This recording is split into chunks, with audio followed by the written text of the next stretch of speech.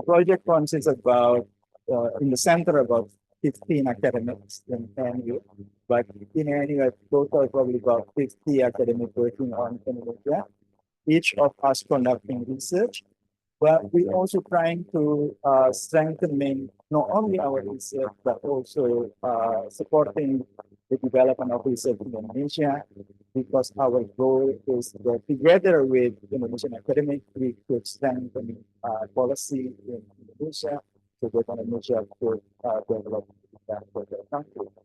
So we have several activities. We supervise PhD students. Just in economics, there are about 15 PhD students with us. With political science, it's probably about 30. The whole ANU is probably about 60 Indonesian attending our PhD program. We have a researching fellowship program. It's private Indonesian academic, which is post-colonial. So we cover the paper. We also sending Australian to Indonesia to our small research. A route that is fun we send our PhD students to go to Indonesia, and we also send a young Australian partner or a master student to go to Indonesia, and we also come back by shore. That is really good activity, but 70% of our activities are actually about facing unity those research. And the core of our activity is a fortnightly seminar in Jakarta. We call it Indonesia Study Group. That seminar is available online. The last seminar is by history, Jarak Sastra of Indonesia. They argue that the fact that Indonesia has big kingdom, not because of only a story of big men of Gajah Mada, but Indonesia in 1500 already recognized the land property. So that where the innovation and productivity could happen, so that some of the Indonesian kingdom became so big. So you could see that there is a core, and the other core activity is in Indonesia, foreign Kajian Pembangunan, together with 15 Indonesian institutions, but our flagship activity is the Indonesia Afiff Conference. Every September we have Indonesia Afiff Conference, letting the world know about recent development in Indonesia. About 400 people come to Canberra, and about 1,000 people working this conference since corporate. We also produce a bulletin, but also already 60 years. And you can see we also conducting other public lectures besides that, with the Cafe of the Mediator, again, in the Cafe of the and Padang, with Hendra Asmara, a pioneer on regional study of regional quality in Indonesia. So next, so all of our activities, so this is the main one, the Indonesia update, and we will change topic. The next one will be on climate change. So this topic on climate change will be discussed so in one of the this content. And every time we produce a content, we also produce a book, so after that. And so this is a series of our book. Different topic, profit, health, gender equity, start to push, shaping how actually gender studies is developed. Yeah. We will keep pushing it until there is kind of niche within gender studies. This is the gender study of Indonesia. And this is the bulletin. You might want to try to submit an article, and this is a development, so not overnight. All subjects are actually well done. And we are finally online to follow our activities, attending our activities, and we appreciate all your comments. And for now, please enjoy Sadli Lecture and also the discussion for Turro, to Suraya. Again, thank you for attending. Thank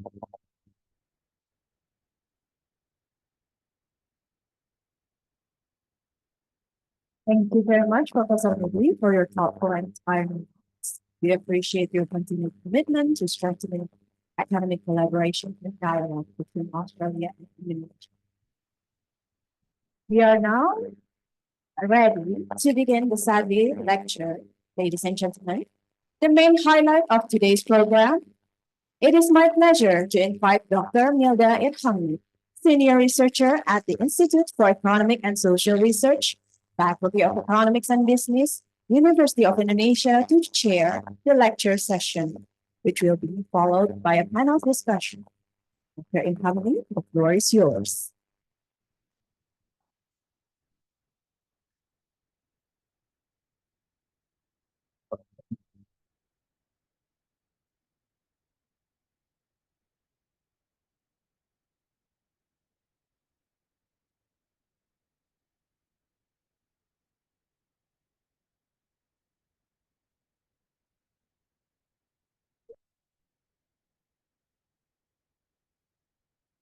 Good morning, everyone. Welcome again to the meeting of the lecture. Today I'm going to be for the session. We will start with the Sadli Lecture first, and then there will be discussion on the design. And then we will end with the Q&A. So if you have burning questions, you can ask during the Q&A session. So I'm sure everyone is very excited to welcome Professor Emerita Ann R. Tickamyer, if I pronounce her last name correctly. She is the professor of sociology and demography with affiliation in sociology and gender, women's and sexuality studies at Princeton University, USA. Her scholarship focuses on the poverty in Africa, gender and development, disaster and climate change, and social welfare policy in the United States and Southeast Asia. She has published more than 80 journal articles and book chapters and 6 books, including Power Change and She has conducted training and workshops on topics related to gender, cultural, environment, development. I would like to welcome Professor Ann to be here.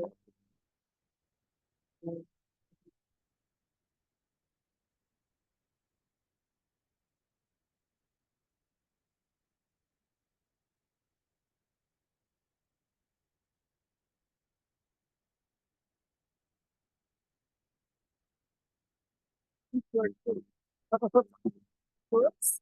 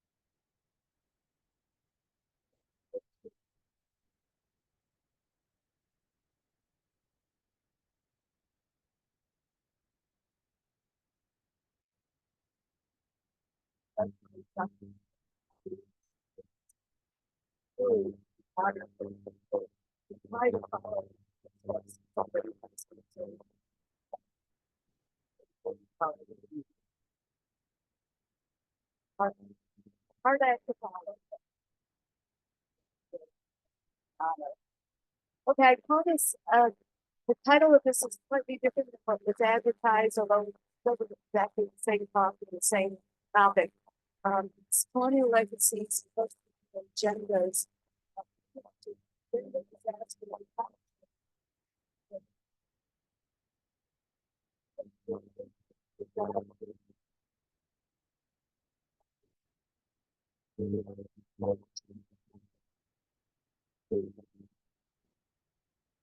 But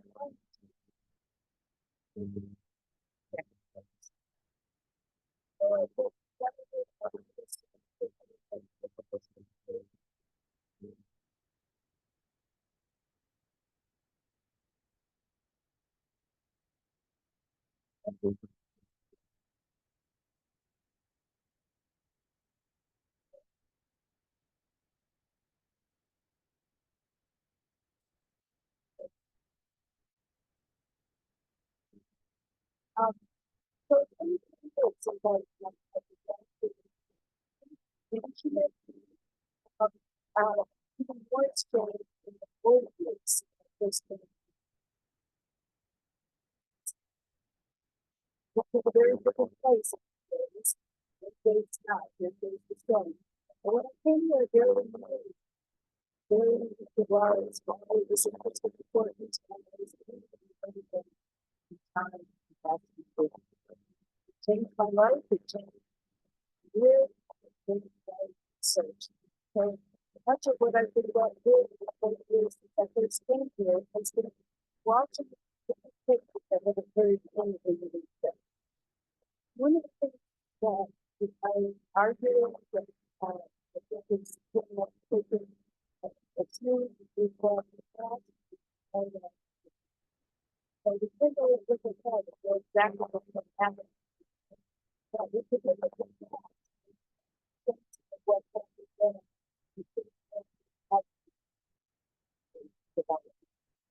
and this is very much true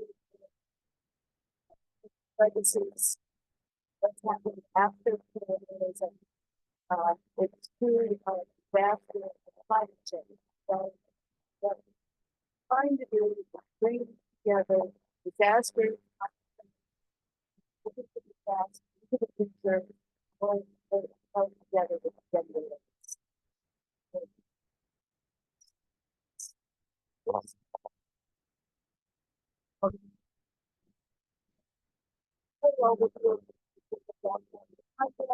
Talk a little bit about climate change, history, when we're going to gender order, then look at how what we have about how it also outside.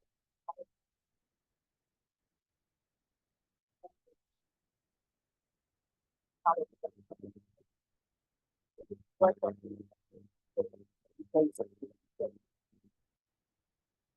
little bit of background, context,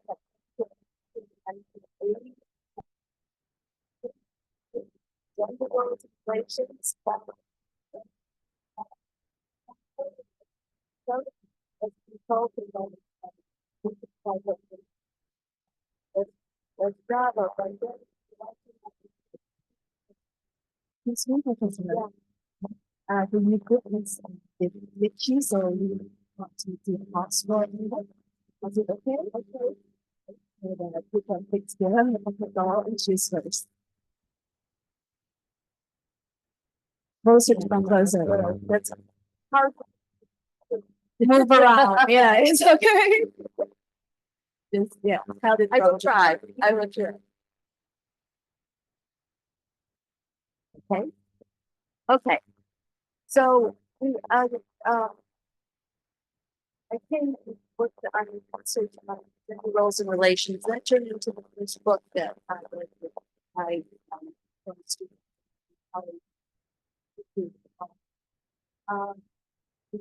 Villages and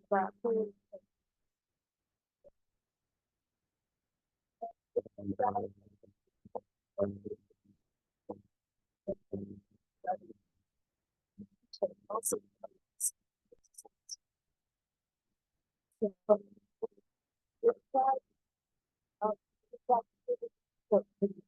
someone considered what I will talk about a little while.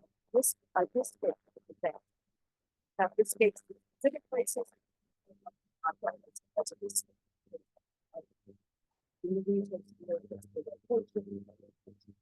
risk of so-called natural disaster.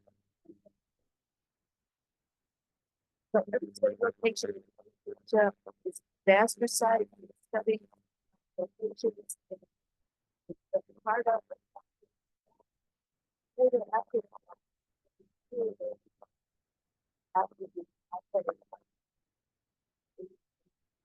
ocean, tsunami, earthquake.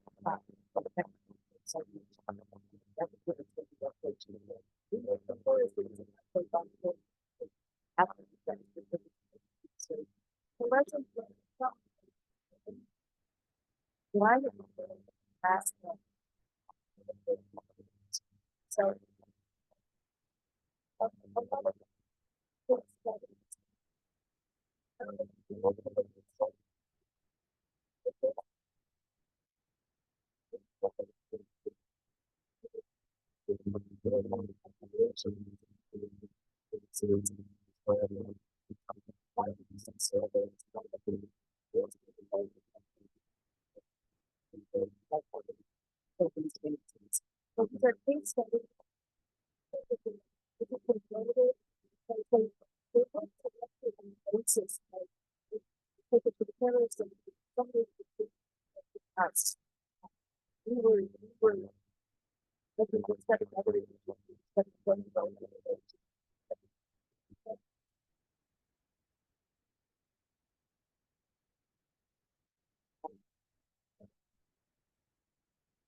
The approach is inductive, it's hypothesis testing rather than generating. So the idea is that sources generate hypotheses that can be tested. Somewhat biased by others. It's normative. Quality, change, the social problem address. Happens to tolerate it, but rather than kinds of issues.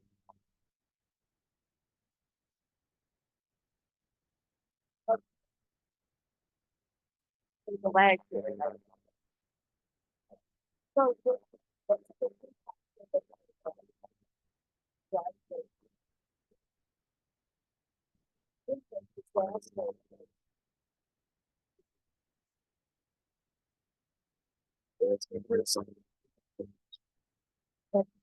happens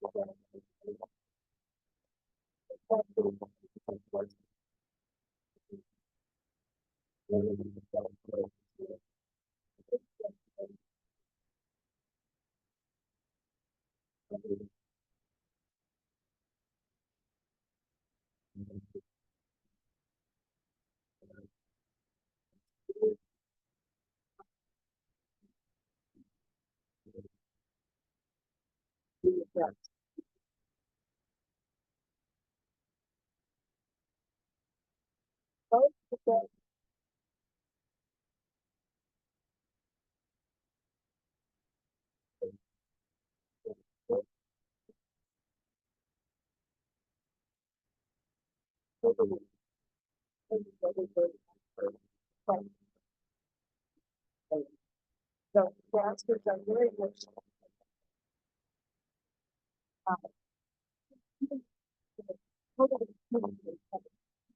regulated disasters are determined by risk.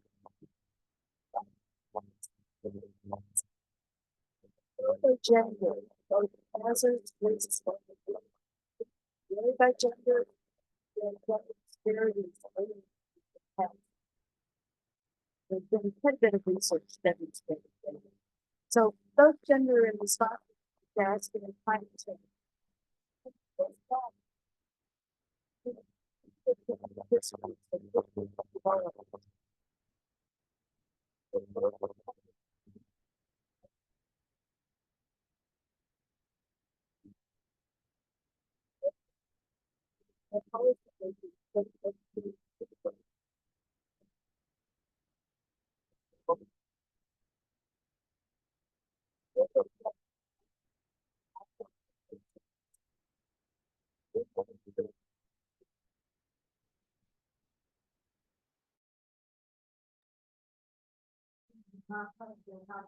Picture marked by clear tension between the country's gradual efforts to promote renewable energy and continual reliance on fossil fuels and significant emissions from deforestation.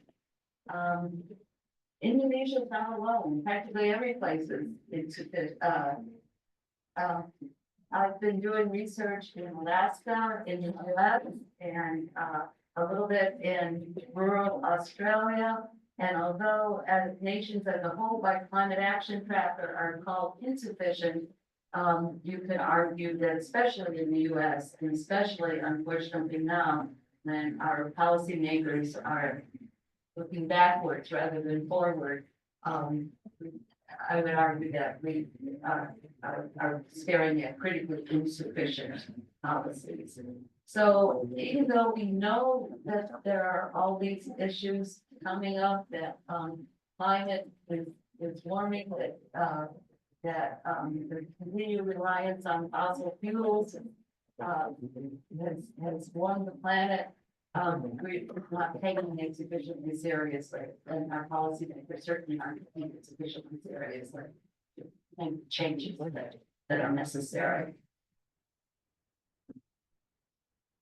In Indonesia and in much of the world, we can trace the policies that we are in the path that we're on back to colonial legacies. What are the impacts from colonialism, from colonization, and overall, in general, it's the history of colonialism is one of exploitation and expropriation. Colonizers sought and seek natural resources, land and labor. All of our case studies share histories of colonization, but of course the forms, the impacts, and the specific histories and legacies vary. One of the primary legacies is economic development based on natural resource extraction. Second colonial legacy of gender norms, ideologies, and practices. In other words, what we call the gender order, creating gender hierarchies with a rigid gender binary, and I'll talk about that in a little bit more.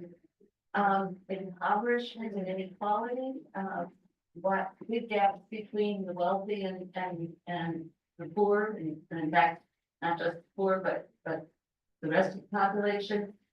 Colonization in general has led to dependent development.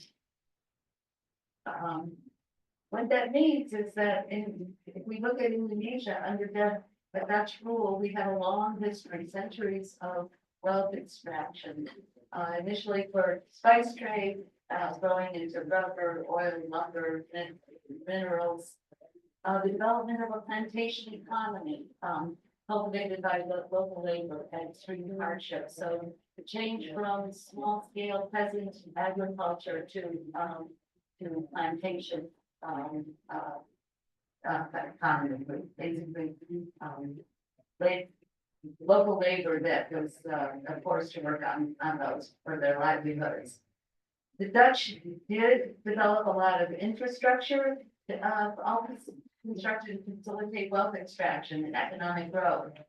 At the same time, there was the transformation of gender roles into a more rigid gender binary. So gender roles that there have been divisions of labor by gender, by sex, became hierarchical and more rigid. After independence, post-colonial legacies, and again, looking at economic development, we see continuation of an extractive economy. We've seen large-scale deforestation, both for the timber industry, to cultivate more land for agriculture, and ultimately for palm oil plantations. Large-scale deforestation, a lot of pollution, destruction, degradation of the environment and ecosystem services. Indonesia represents a huge proportion of the world's biodiversity that has been diminished by development practices that entail especially deforestation. And then also corruption, poverty, and inequality. The good news is that there has been also economic growth, emergence as a middle income country, but like so much of the world, continued relations of dependency, dependence on fossil fuels, neocolonial, post-colonial relations embedded in global climate regime, which has been so detrimental to the planet. The burning of fossil fuels has warmed the planet to the point where many places are endangered. And increasing levels of consumption, which on the one hand is good for the individual and maybe the families and households, even the communities, but also adds to the larger issues of economic development that is detrimental to the planet.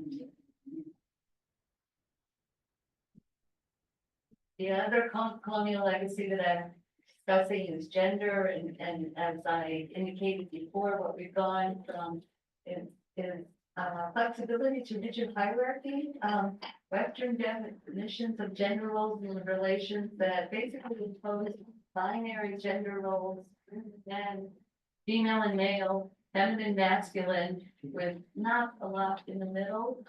Now the middle being eliminated or variations, which Indonesia has a history of in some places of different gender roles. And in fact, one of the things that makes Indonesia so interesting to study gender relations is because there's so much variation across the nation.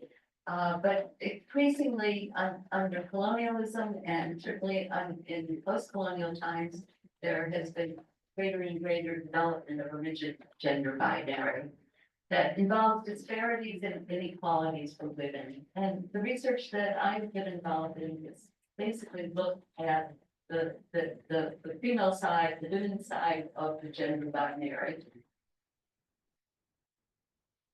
So colonial to post-colonial gender order, we see increasing exploitation, narrowing opportunities under colonial rule. Under Dutch rule, there were very few possible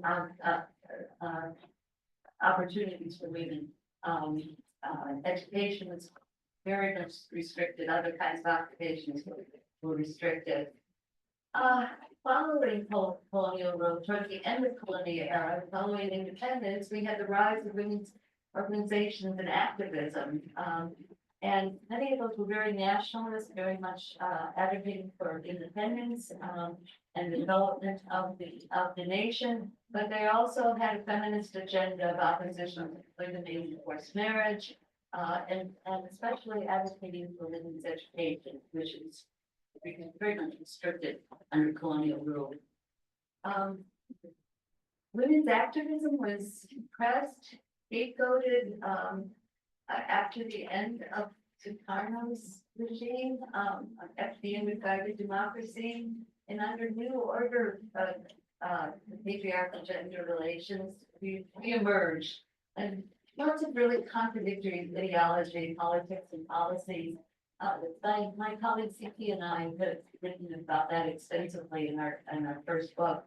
But it was policies that prioritized domesticity while emphasizing women's role in economic development. Very contradictory, and we talked a lot about the contradictions. There was also mandatory participation in social welfare organizations, and we talked about involuntary, which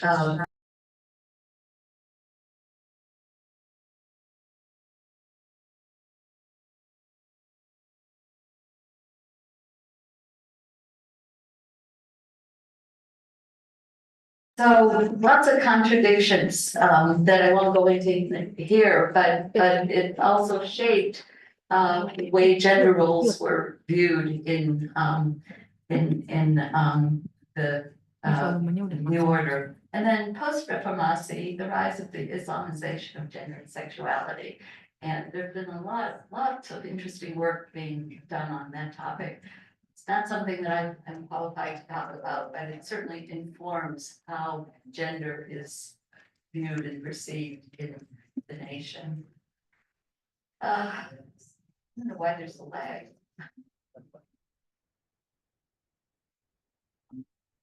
So what we see in Indonesia is progress in emergence from colonialism, authoritarianism, and poverty since independence.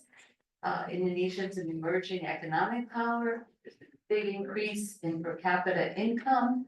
It's now considered a middle, sometimes it's even classified as an upper middle income nation. There's been a steady reduction in poverty, although this went backwards a little bit in during COVID. It's been a leader among non-aligned nations. It's been inspiring in its transition to democratic rule. And there's been enormous progress in education and labor market participation in politics. At the same time, there are obstacles to progress. Poverty is still widespread and increased from COVID. Sometimes instead of being called an upper middle, it's called a lower middle income country. And I'm not sure which is the right term.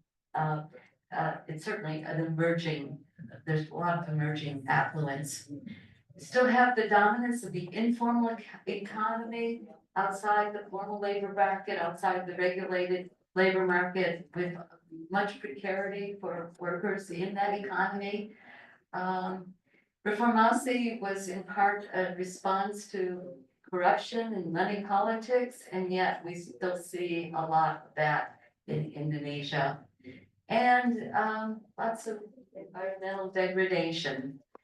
Devolution and decentralization was a really interesting, is a really interesting experiment in advancing more local rule, but also it impedes implementation of national goals. And despite progress, despite quite a bit of progress, there remains lots of disadvantage for women.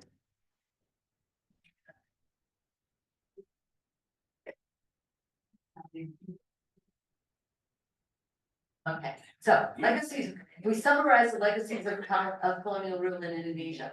Unsustainable exploitation of natural resources, dependence on fossil fuels, rigid binary gender order, gender differences and gender divisions of labor hierarchies with women and girls at a disadvantage, and the plurality of religious practices and beliefs that inform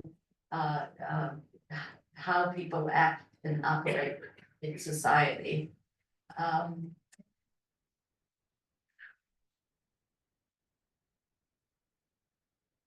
One of the things also what this means is what does it mean for women? What does it mean for gender in terms of disaster and climate change? And what we find is that there is a huge amount of gender risk. Gender risk for women include multiple disadvantages, fewer resources to access because they start off with fewer resources.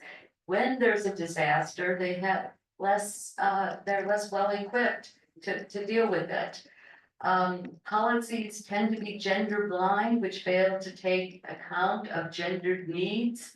Women, because they have a disadvantage and because they have distinct roles in terms of caretaking and family and household needs, gender blind policies often fail, they're couched in language that supposedly is neutral, but in fact it tends to privilege men. Women often are excluded from information on hazards and risks. So before the fact, they may not be fully aware of what the hazards and risks are. After the fact, they have less access directly and indirectly to assistance. Oftentimes assistance comes through the household or through the male household members. Unfortunately, one of the things that is typically reported, and not just in Indonesia, throughout the world, increases in domestic and sexual violence after disaster. Women also are often excluded from post-disaster recovery planning. So even though there may be important changes coming, important efforts at reconstruction and facing the future, women are not consulted or not involved, certainly directly and often indirectly also. And also there are often increased costs to their primary responsibilities. So they're primarily the household and child carers. They are responsible for food preparation, for maintaining family welfare and well-being. There are increased costs to all those responsibilities, both financial costs, but also costs in terms of time, energy, and effort. And so all of that may be adding extra burdens to women in disaster and looking down the road, climate change. Nevertheless, women are often, despite all of these disadvantages, women are often our first responders. And so we are dependent upon women's activities and actions in order to manage disaster, to recover from disaster.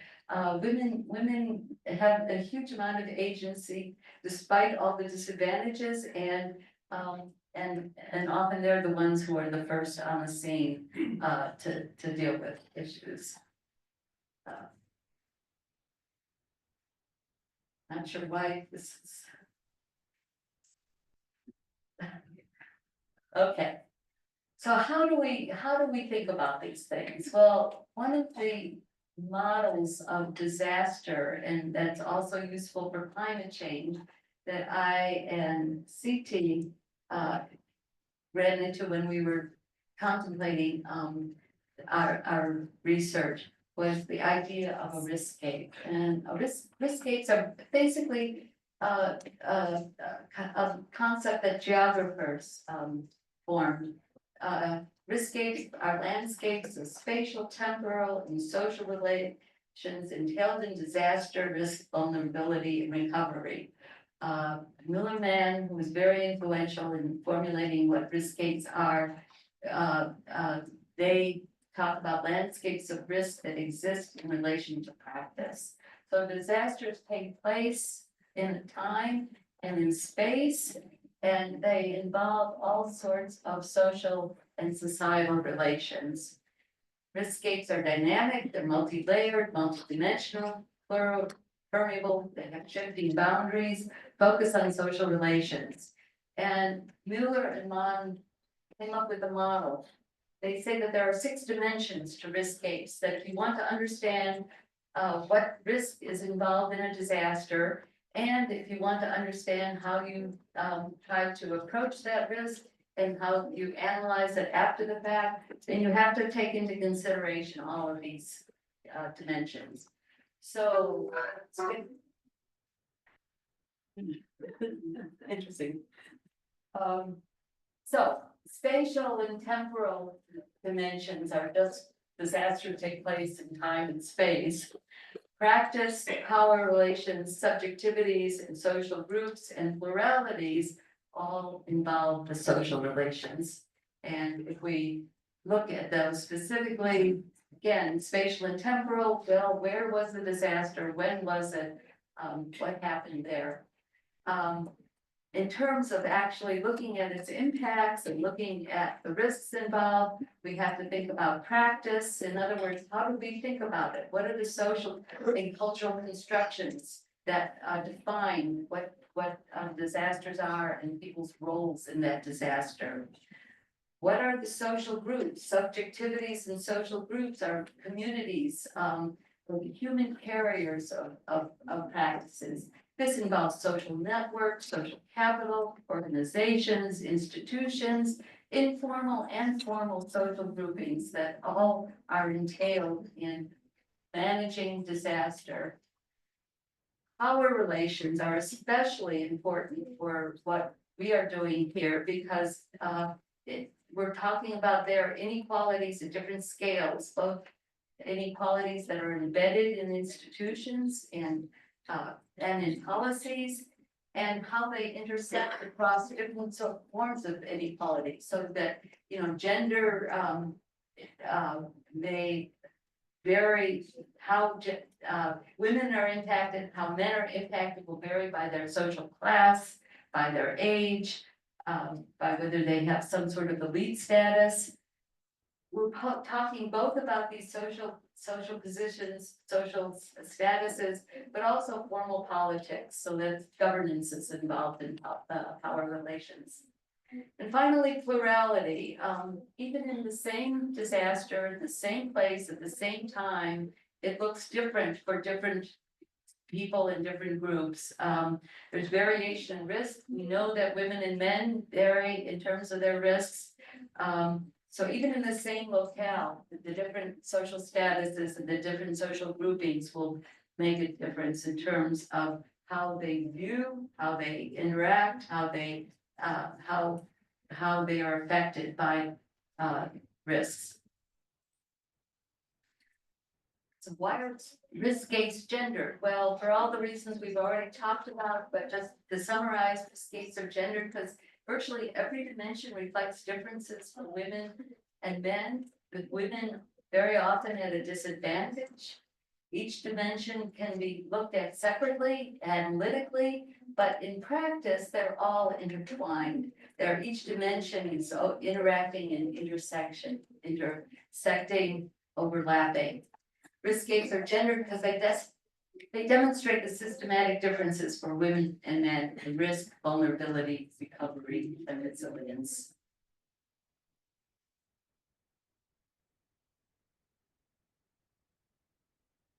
Always a lag, it's very interesting.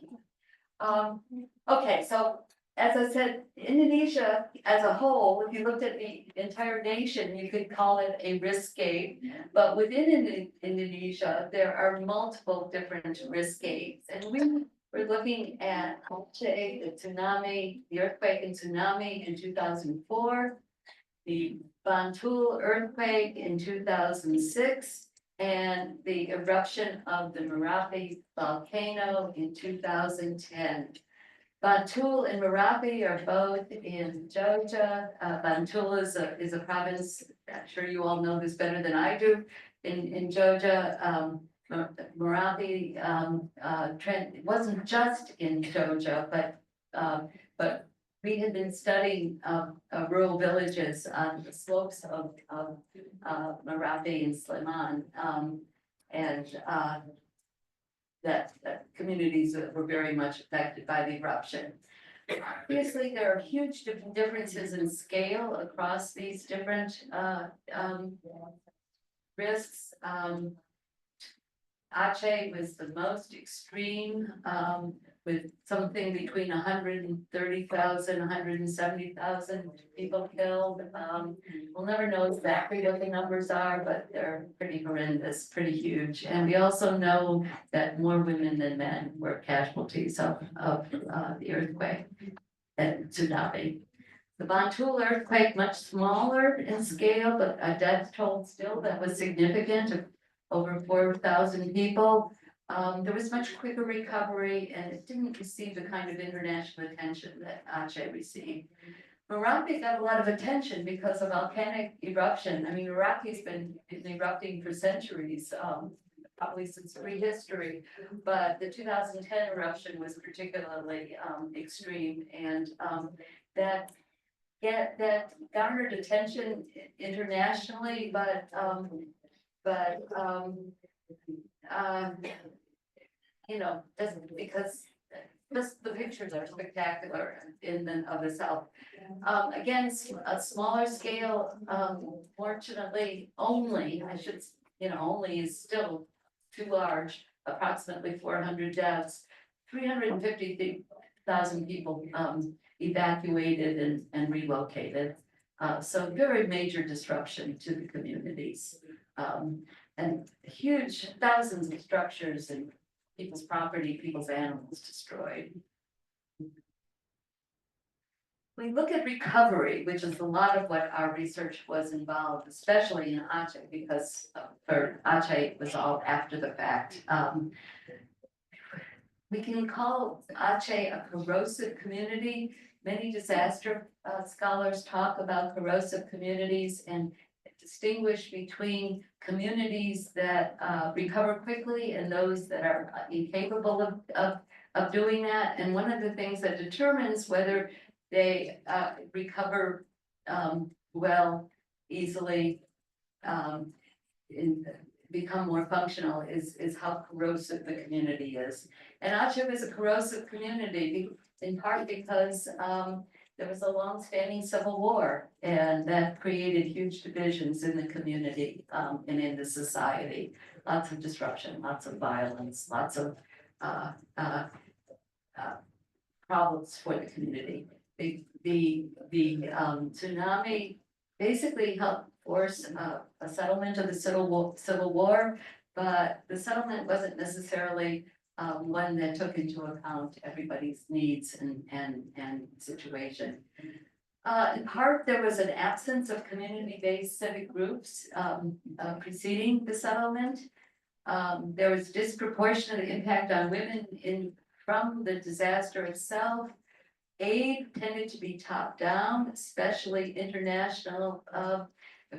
It came from outside of Aceh. I was in Aceh in 2006, 18 months after the tsunami struck. And I was just, it looked like it had happened yesterday. I couldn't believe how extensive the damage was and how devastated it was. The only evidence, one of the things that was sort of shocking to me was seeing heavy equipment just parked, you know, it was needed to help to get rid of the debris, but the heavy equipment that was there was just parked, not being used.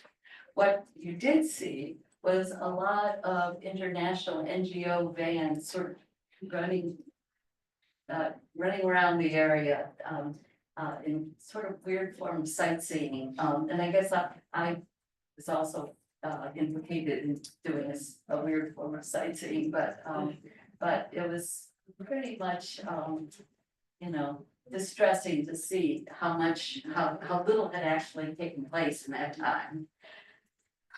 Yeah, the rise, this is true of disasters in many different places, and it was certainly true in Aceh. The rise of disaster capitalism benefiting external elites, especially, or internal elites in collaboration with external elites. You had a real absence of social capital, especially bridging social capital that transcends people's different groups and different social statuses. And you had exclusion of women from participation in relief and recovery planning. Partly because of punitive interpretations of Sharia law, partly because of the history of the Civil War. For a lot of different reasons, women were often excluded and not taken into account. If we turn to Bantul, which I'm hoping I'm not sure why. There we go. Obviously, it was a much smaller scale disaster.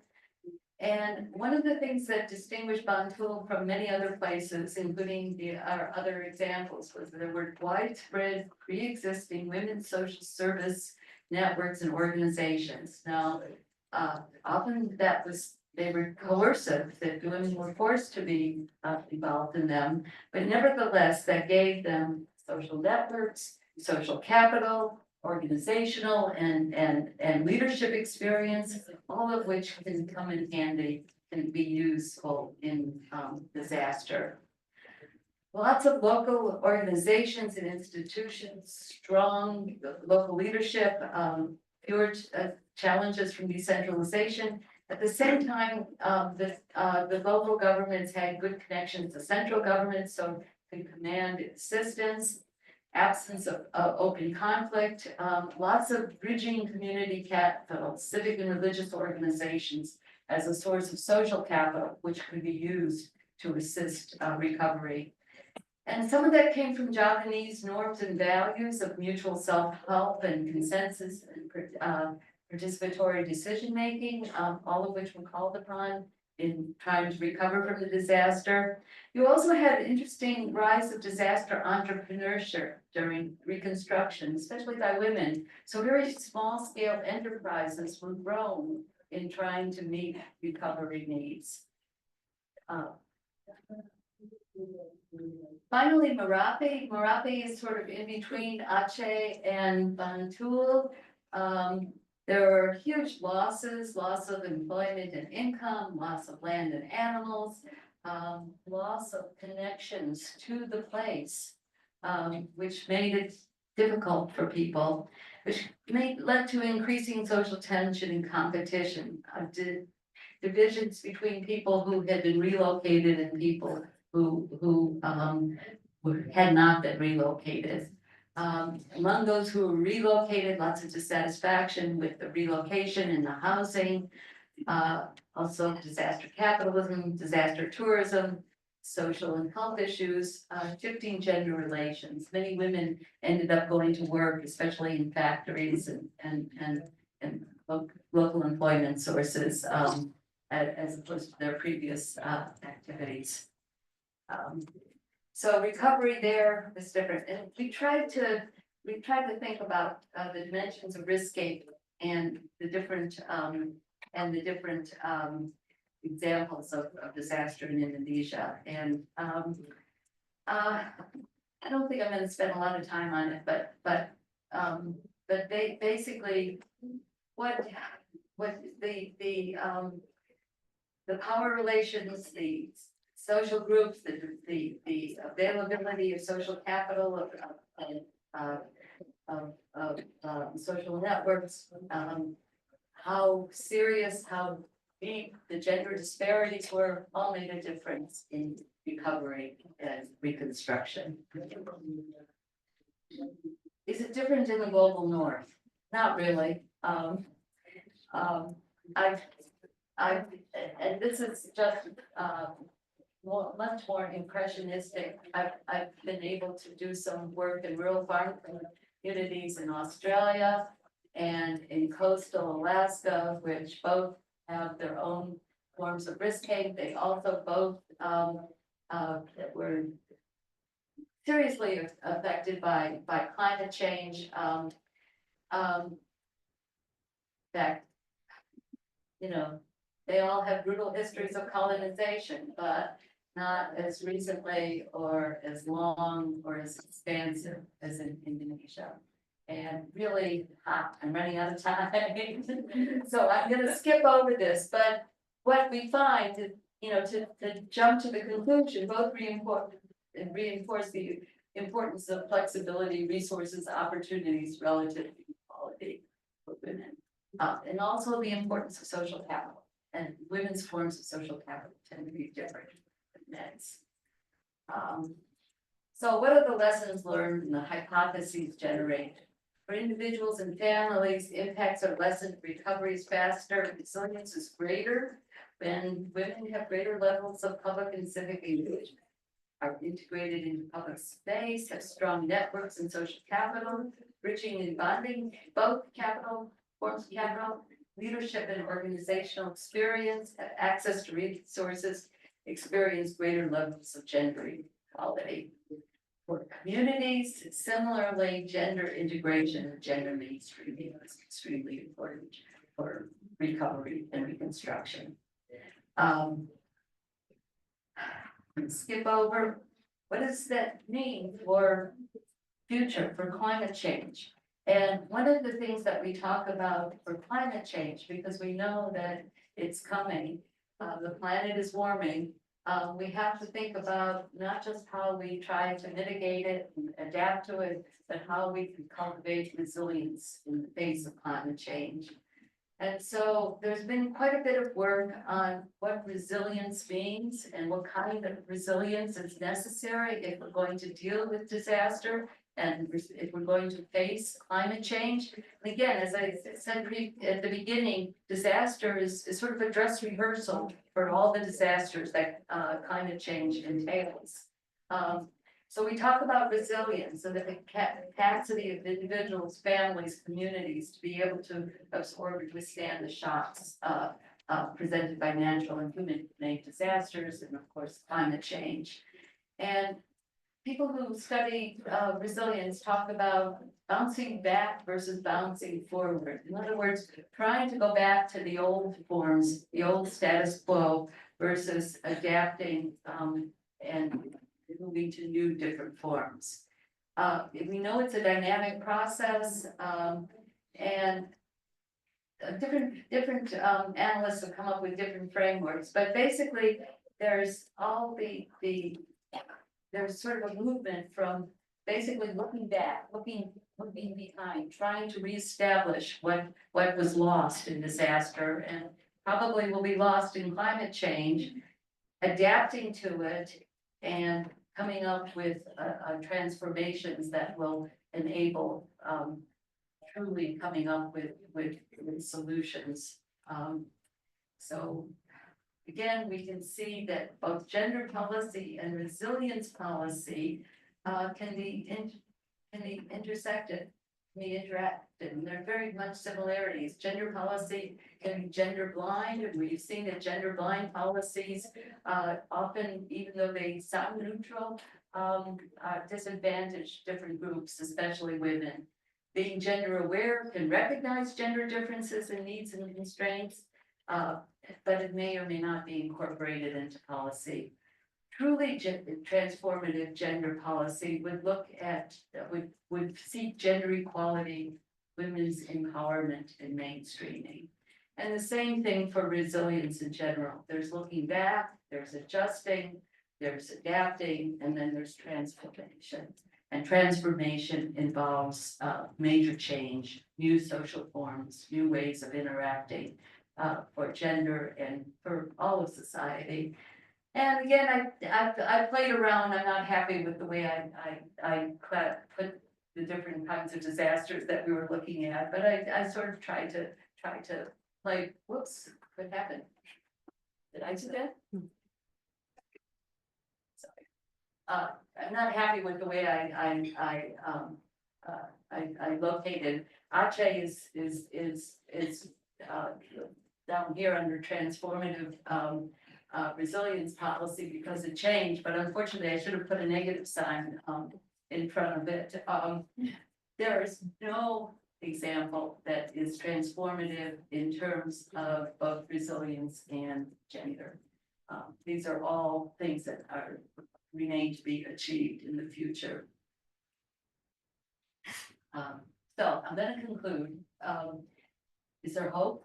You know, the economics is sometimes called the dismal science, but I often say that sociology should be called the truly dismal science because we so often look at social problems and become totally enmeshed in all the difficulties that societies face.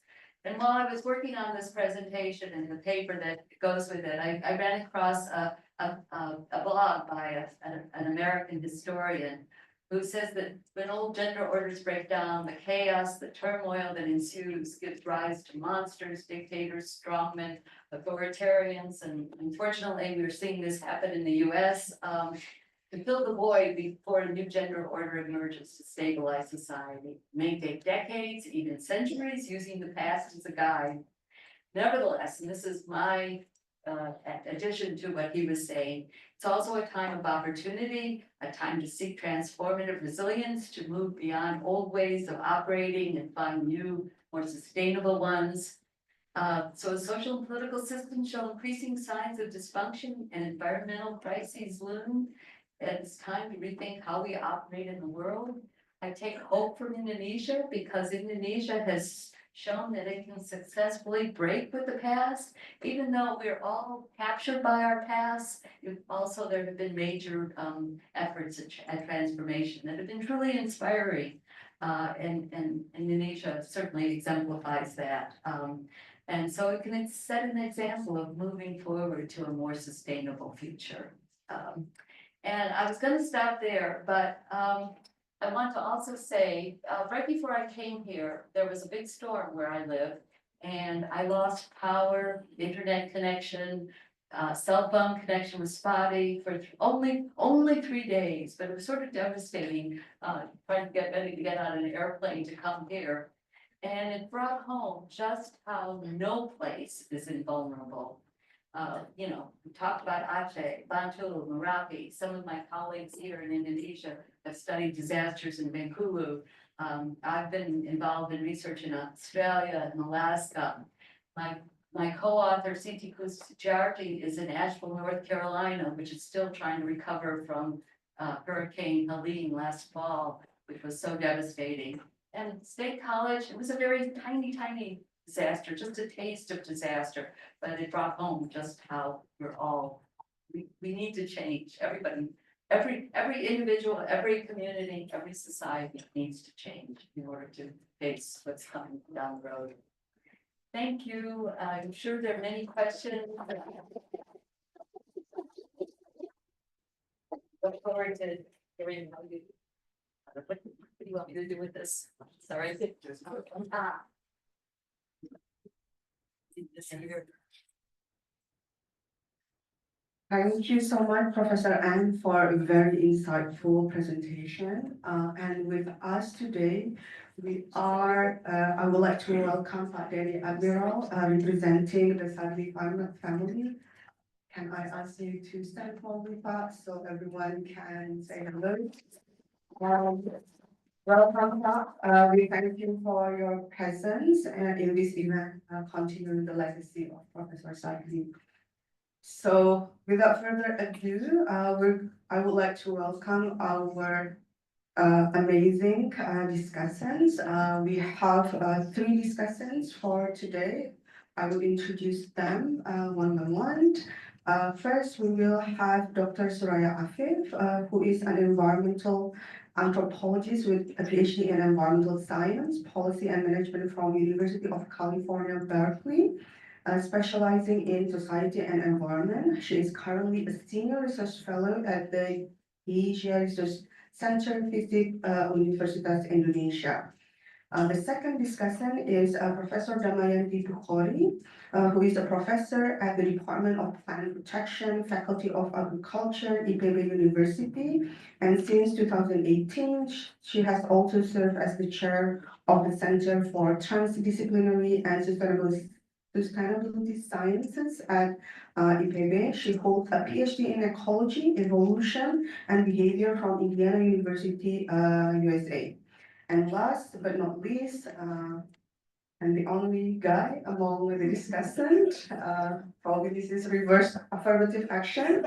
So we have with us Dr. Turro Wongkaren, who is a lecturer and researcher at the Department of Economics, Faculty of Economics and Business, Universitas Indonesia, and formerly served as head of the Institute of Demography, also at University of Indonesia.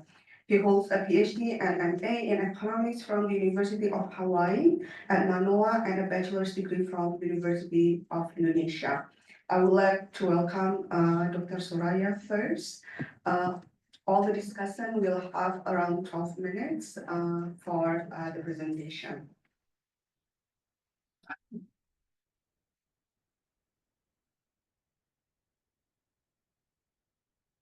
Very much. I really like to, I never met Anne, but this is a very important, introductions. And actually Anne is also former promoters of the discussion of my colleague as well. So, so I'm trying to respond to what the amazing talk, and because I also struggle with the way we look at the gender and climate change. So I also involved in other KONEKSI project. It's actually with John McCarthy and the NTT. It's about climate change resilience in the local. So I actually would like to also there is another concept that we collaborate, with John and Nancy also. So try to look is actually the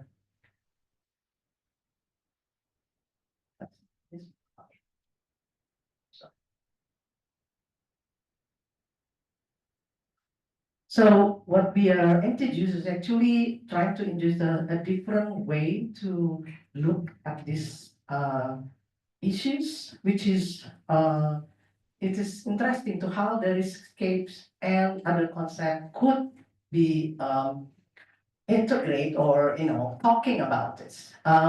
So what we are actually use is actually a social reproductions issue, which is basically Marx talking about production, capitalist production, and social reproduction is actually interrelated. Basically, the industry need labor, but who produce labor? Which is the family, and a lot of this family is actually unpaid work, or what they call in the economy is the care economy, which is paid by low income and sometimes no paid at all.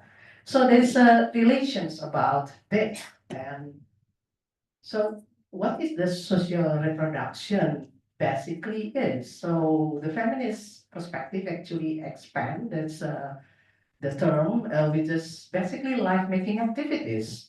So life-making activities is actually activities that institutions that are required for making life, maintaining life, and generously replacing life. That's basically sometimes the capitalist production has never been mentioned this, yeah, because capital reproduction depends very much with the social reproductions. So despite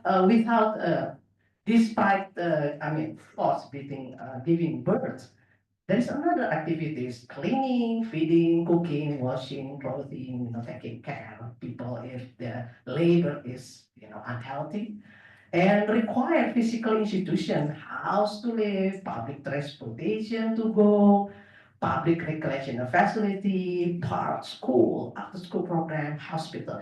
So all this thing is actually related with the successful capitalist productions, right? So if you look at even the women often work, there is a lot of unpaid work that mostly done by women. And this has not been created. So how we expand this concept to look at the climate change, right? So this is people still trying to explore this. One of the article, I think, labors in sync with the social reproduction. So the first cycle of this, oh sorry, huh?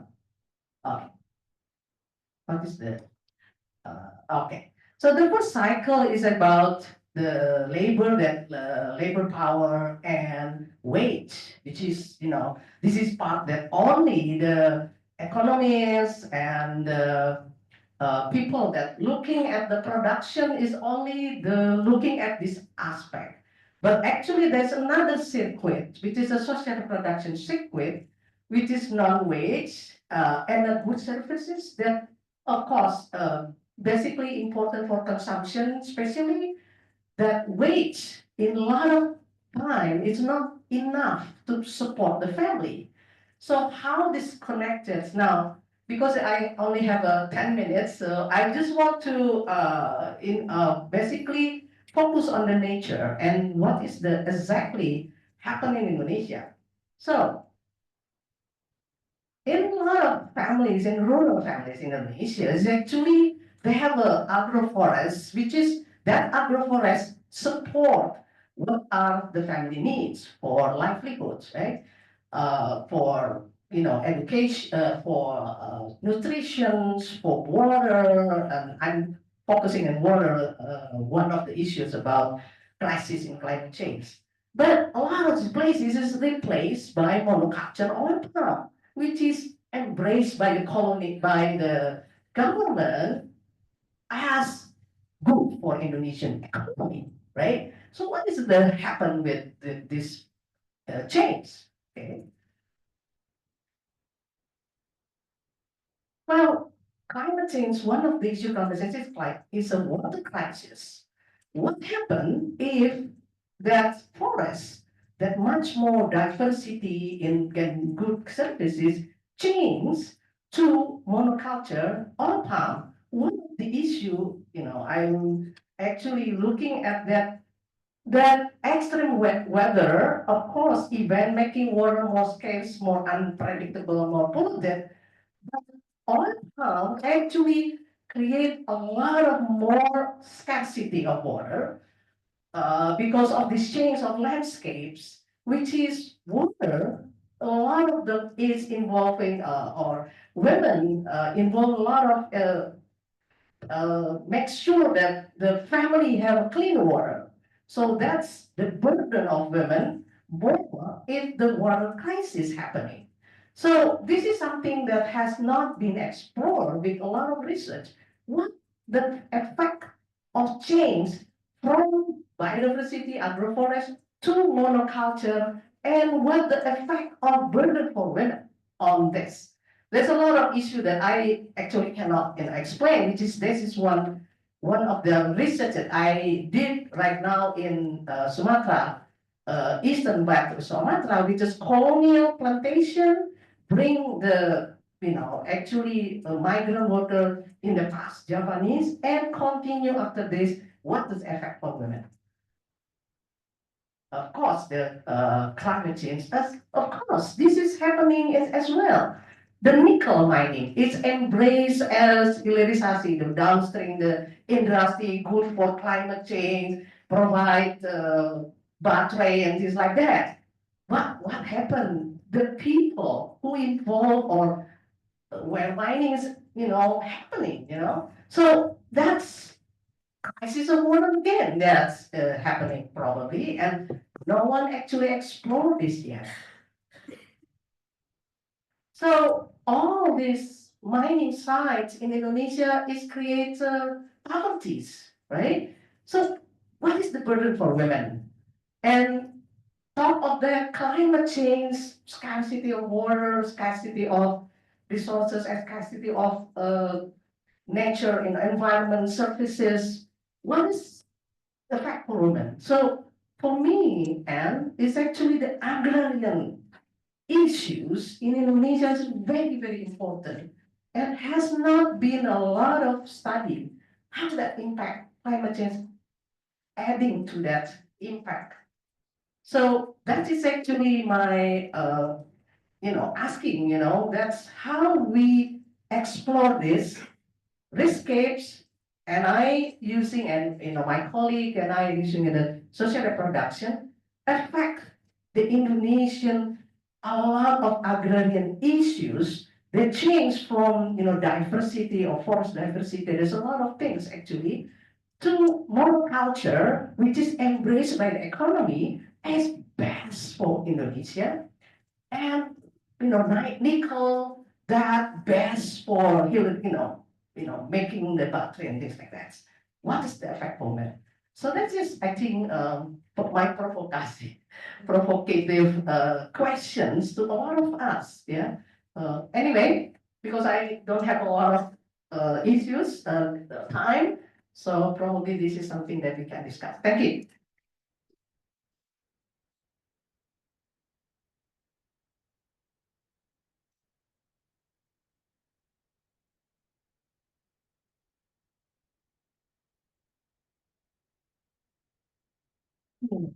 See if I can click on this. Okay.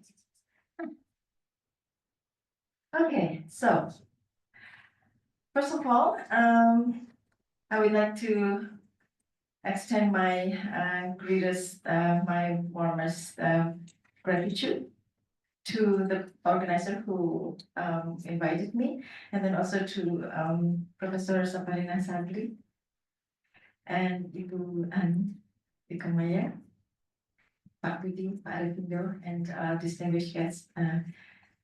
Hello, my name is Dami. So Damayanti is a long name, Dami for short.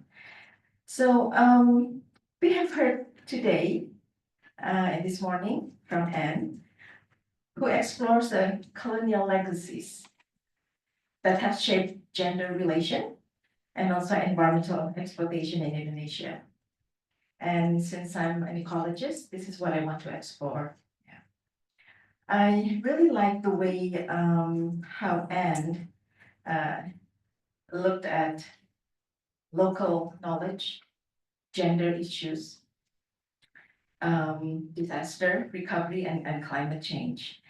And she argues that colonial rule transformed general rules, embedding patriarchal norms that persisted in post-colonial states in Indonesia. And what we see today, actually, colonial legacies continue shaping gender and environmental exploitation, reinforcing vulnerabilities in the face of climate change. I really like the way how Anne advocates for decolonizing development paradigm, centering women's agency and also fostering inclusive recovery strategies by learning from past disasters. And she also mentioned about transformative resilience. And policy must address gender justice, social inequalities, and local knowledge. So looking at that, I would like to reflect. There are four keywords for me that are very important. So my reflections is about local knowledge, in this instance, biocultural diversity, post-colonialism, and the environment. And I'm not a gender person, so I don't know a lot about gender, but I will be asking later on about feminist rethinking and solidarities and transformative resilience. So this is something that I would like to throw out. Colonialism takes many forms, we all know that. And I'd like to look at colonialism or colonial legacies and how it has structured the knowledge development in Indonesia. Okay. We all know that this is a picture of Bali, yeah, and Subak. No, it doesn't have a laser. Yeah.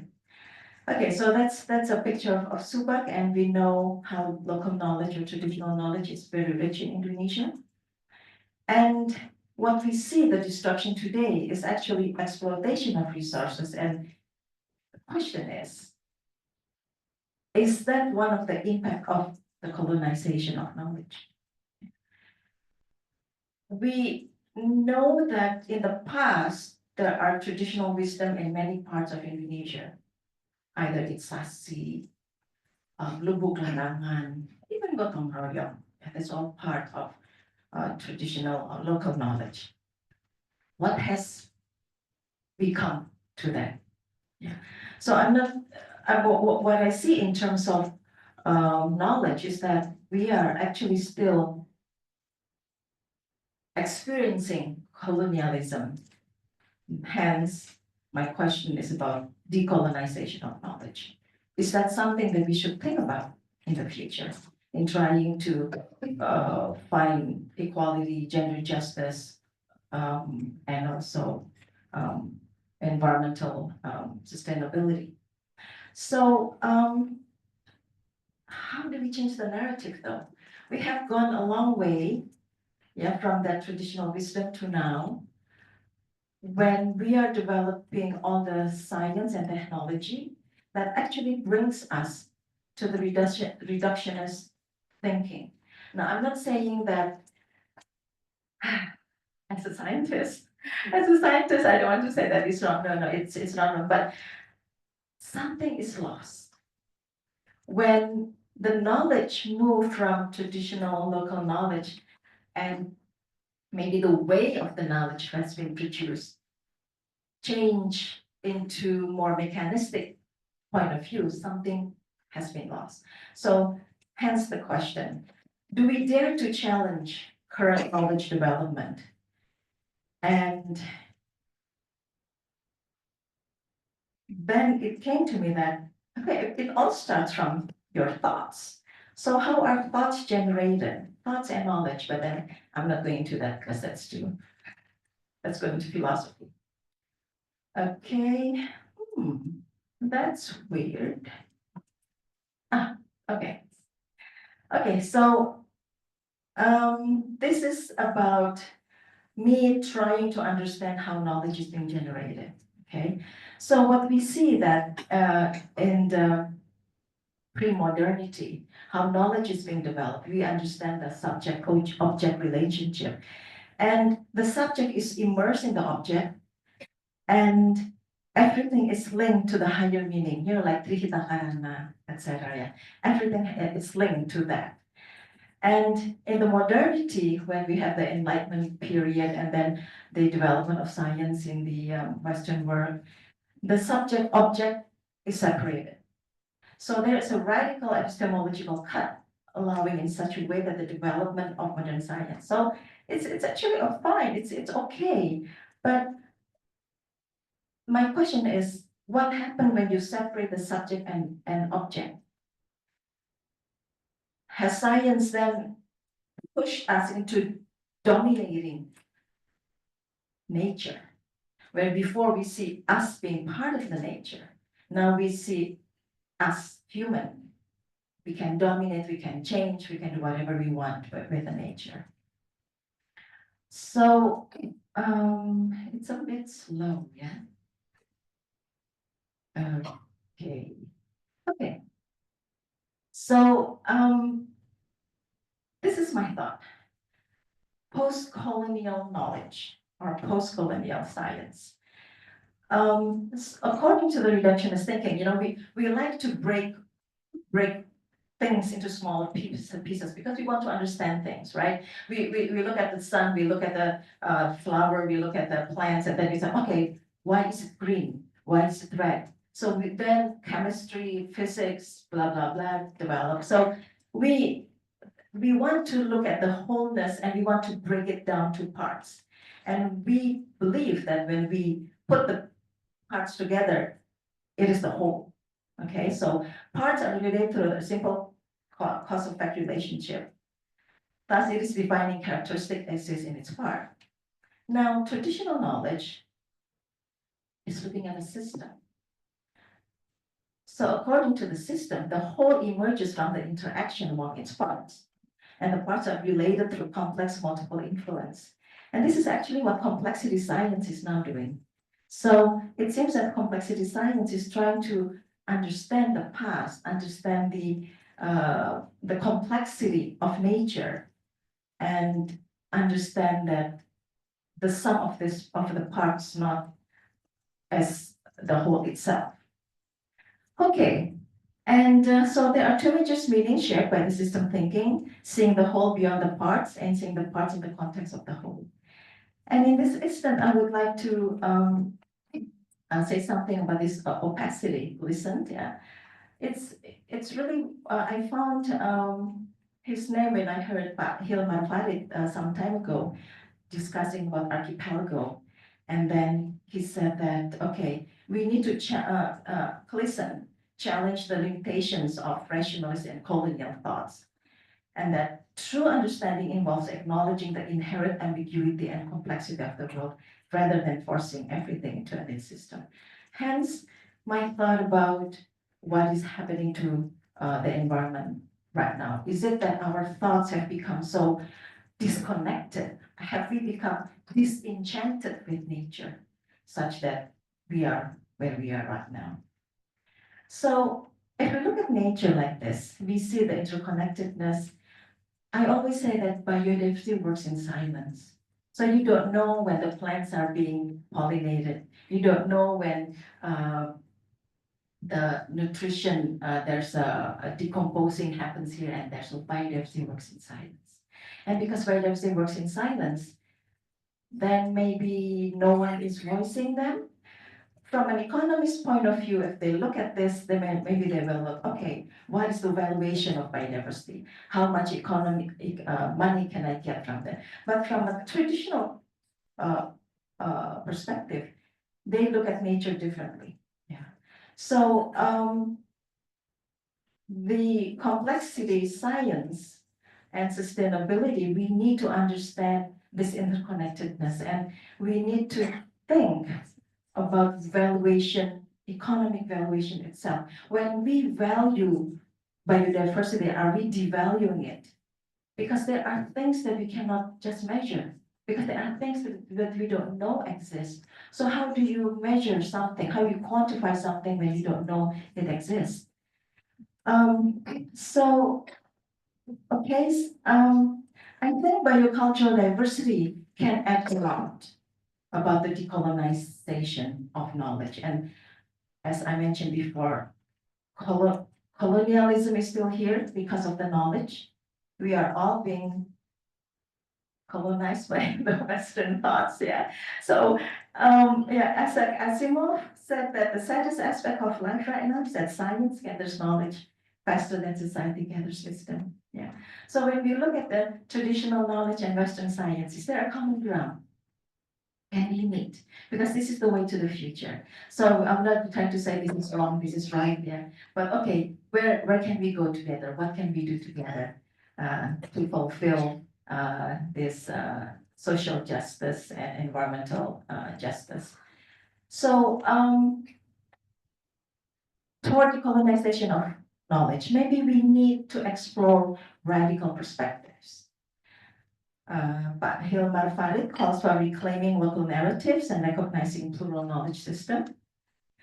And this includes democratizing research, involving local communities and breaking away from top-down one-size-fits-all.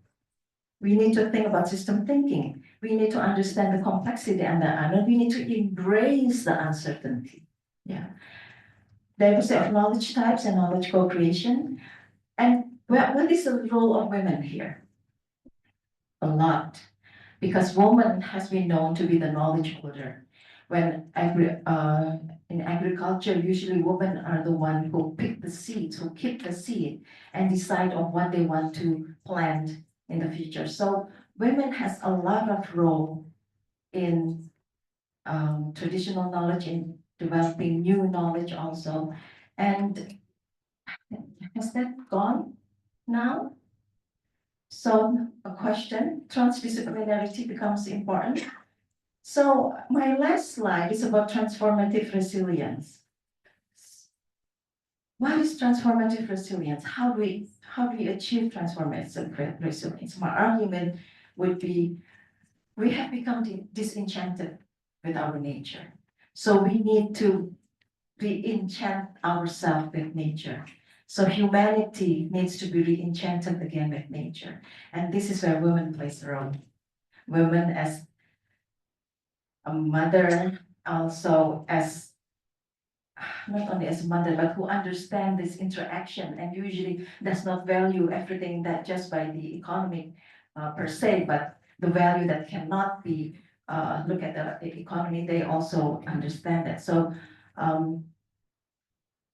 many role that I see that the women can take here, but again, this is a question, can they actually take that? How can we make women become more part of the decolonization of knowledge? Okay, I think that's it from me. I hope I haven't, okay, thank you very much.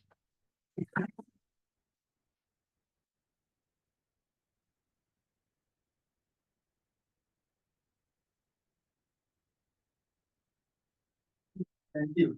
As the moderator before telling us that all of the speakers today, I'm the only guy. So it's naturally that I will be focusing on women. Okay. So I'm Turro Wongkaren, I'm from Lembaga Demografi FEB UI, and my training actually was in economics mainly, but also trained in sociology. And people always call me Turro is a person with many hats. And today, I'm going to wear my sociological hat. Okay. Oh, sorry. So this one. Which one is it? Oh, okay. Yeah. And I would like to give the overall impression first. I really like what I call 3 Cs. Even though when I share to my wife, she said, oh, it should be 4 Cs. Number 1 is comprehensive. It's very comprehensive from before independence to after independence and all kind of things. And second, because it also compare and contrast. Something that when I teach students, often I use this method compare and contrast to see what exactly what we are talking about. Because when we contrast something, we see, oh, so that's the thing. And the third one is contradictions. These contradictions also found in idea that woman is honorable, woman is put in pedestal, but at the same time they are restricted. And last night we discussed that actually things that not only in Indonesia, but mostly in all, not only perhaps developing countries, but also even some developed countries putting that contradictions. Now, however, my apology, but I found that the whole paper, the tone is a little bit pessimistic. So on the negative side, as if women's really oppressed and everything, which is true, but at the same time, we also have to see on the other side, the optimist side. Because there's a variety of women experiences across location and time. But fortunately, it's close, that should be close with V, close with more optimistic tone. Is there hope? And the answer, if I got this, yes, by doing transformative action. So that now that raised the question and asked for collective actions that she said it's really urgent that we address all the issues that she discussed with collective action. The question is, what kind of collective actions? How do we proceed and which one? Okay, I'm going to use the literature from social movement. Yeah, in social movement, there are three perspectives. The main perspective, there are many theories, but basically fall into one of these three. The first one is framing processes. That is, this framing is appealing to people's mind, value, belief, and emotion. And framing can be everything related to history or other things that related to idea, knowledge, and so on. Number two is political or situational opportunity. Movement arises when external conditions create opening for collective action. This morning, Pak Budy said that one of Pak Sadli's memorable quote is bad economy result in good policy. That shows already opportunity. So whenever we find a bad economy or bad situation, or the last slide that you mentioned that is chaotic time, then those are opportunity that we should take advantage of. And the third one is resource mobilization or organization. Organizing materials and non-material resources to support the formation and preservation of the movement. Now, we will go one by one. Firstly, framing appeals to people's value, belief, and emotion. The expansion of gender stereotype. Before that, I read many books also saying by government official that women naturally should be the one in forefront of preserving the nature. Why? Because the nature of woman is to nurture. So, because as mother, as a carer for family, and so on, so it's actually just logical if we expand that idea to nurture the environment. However, that kind of thinking is actually a slippery slope. Why? Because then we essentialize woman as the holder of the preservation. And we keep what we call the traditional gender roles. It is the enforcement of gender essentialism. This is a gender role for women, this is gender role for men. So we have to be careful about that. One way is to argue that caring for environment and preparing for disaster are actually everyone's responsible to make a better future for all. So while it might sound good strategy, but at the end it actually have a drawback if we use this value.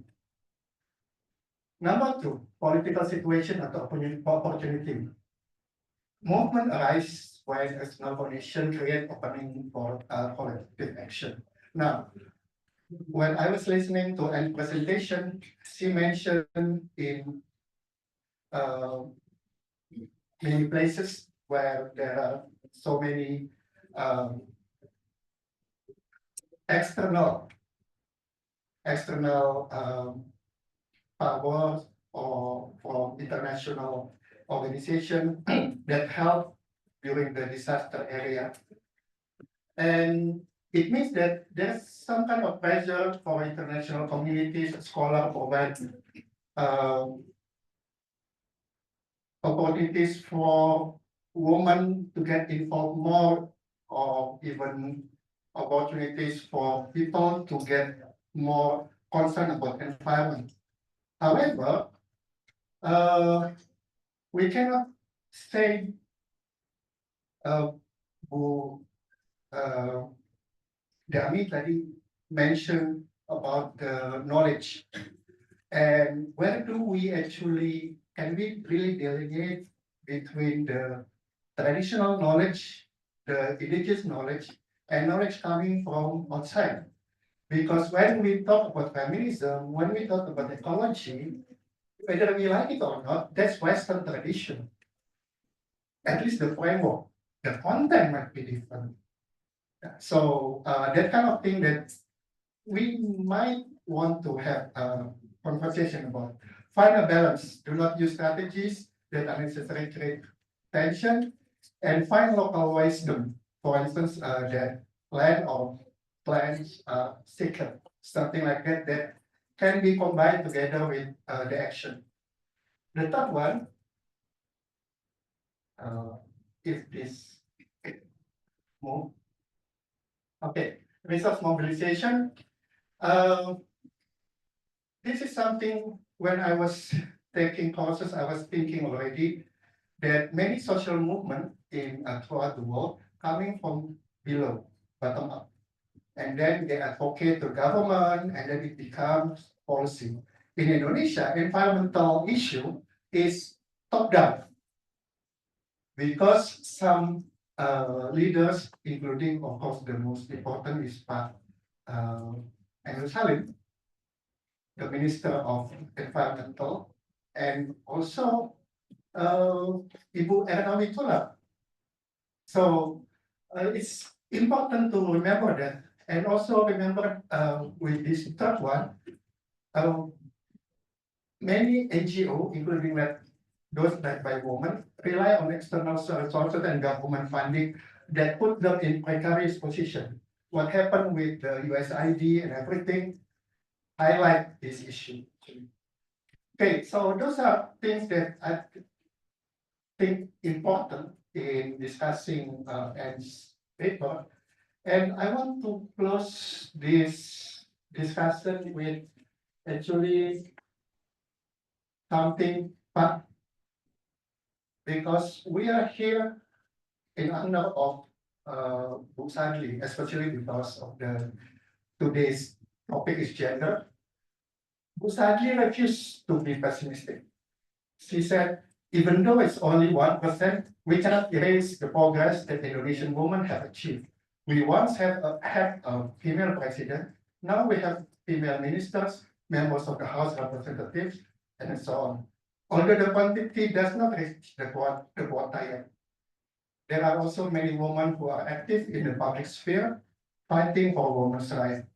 That is also something that must be recognized by all parties. So with that, I close my discussion. Thank you.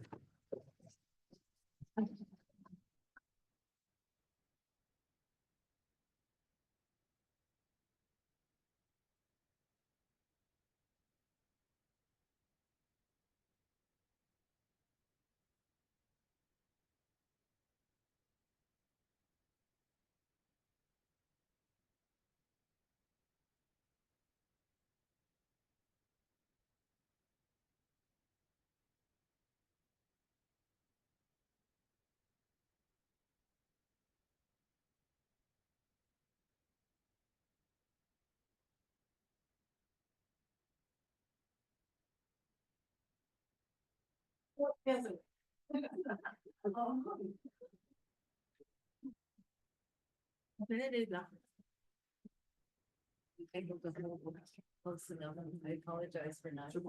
being-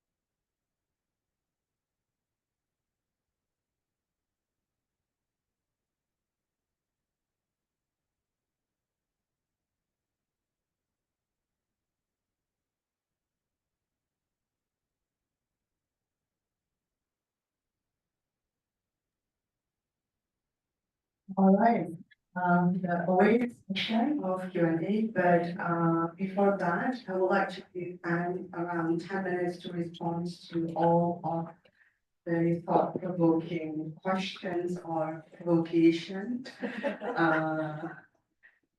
Yes, and then we'll take questions.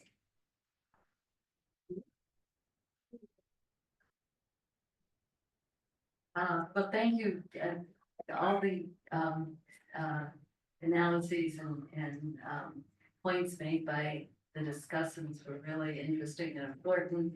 In some cases said things better than I said. I was really impressed. Hope I can, take notes, good notes on how it was said. So let me say that each of the discussants made really important points that, in some cases are at least hinted at in the work that we've been doing, and other cases bring up whole new issues that we really need to consider. If I look at that, first of all, Ibu Suraya, points out that capitalism depends upon domestic labor, basically social reproduction, and this is such an important part of feminist economics and social science in general, that all the work that women do, the unpaid labor, which we call under the term social reproduction, it's not, just a generational reproduction, but it's reproduction of the family, of the household, of the community. All of this work is very important, but it has tended to be overlooked. Or it's been idealized without being given adequate recognition and compensation. And so recognizing the importance of this kind of work, how significant it is in society, and what I hope gets incorporated into the work that I've been doing in disaster and climate change resilience. Because we know, for example, I briefly said that women are often the first responders. We know that their work is often the decreased, the burdens of their work are increased without recognition or compensation. So important way of doing gender transformation and dealing with the challenges that come from a disaster and climate change is recognizing that work, giving it the value, understanding how valuable it is, how important it is to all of us, to all of society. So that's a really important point. The second point about from Dami, yeah, the decolonization of knowledge. I mean, one of the things that I think is that we sometimes social scientists talk about path dependency, that the way we look at things is sort of a funnel, from the past funnels how we understand and approach things, so that the future, the present, and then the future becomes essentially dependent on what has gone before. And in order to transcend that, it's important to decolonize the way we understand and think about things. And the whole issue of how Western science has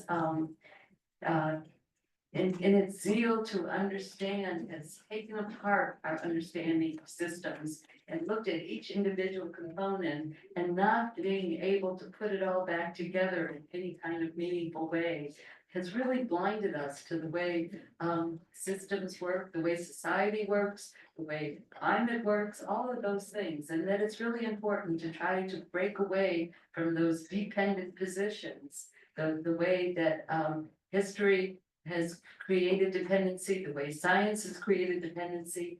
I'm not putting down science. It's been so important for so many different issues and scales and improving human and life and beyond, but it has a blind side, and what even Dami talked about is how it has blinded us to the way systems operate. Finally,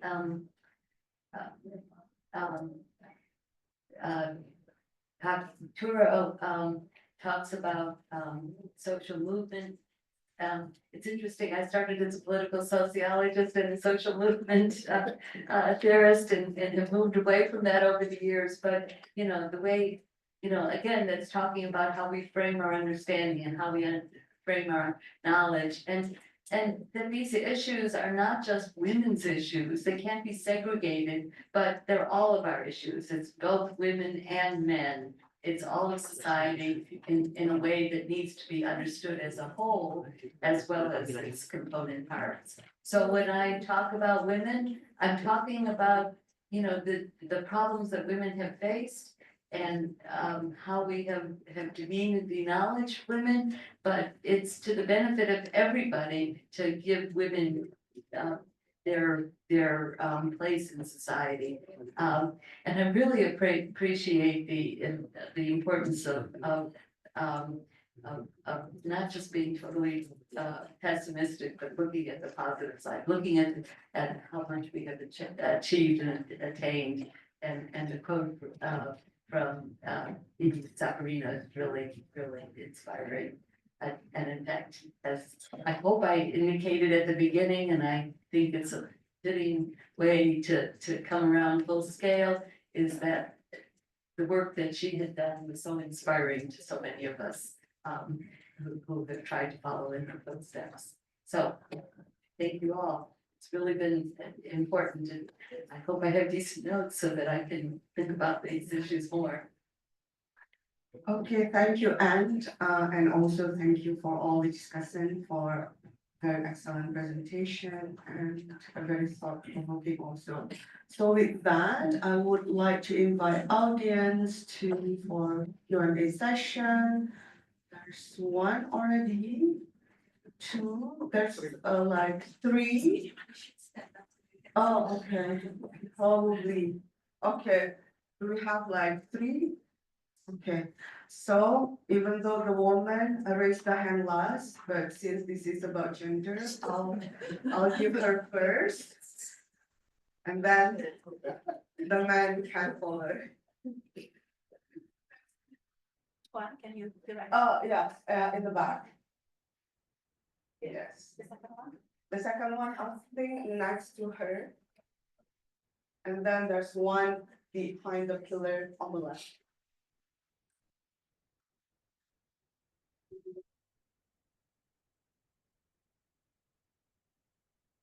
Terima kasih. Saya pakai bahasa speak Indonesia. Perkenalkan, nama saya Luisa Silalahi. Saya seorang pengacara dan salah satu pimpinan bagian hukum hak asasi manusia di bagian salah satu jurnalis.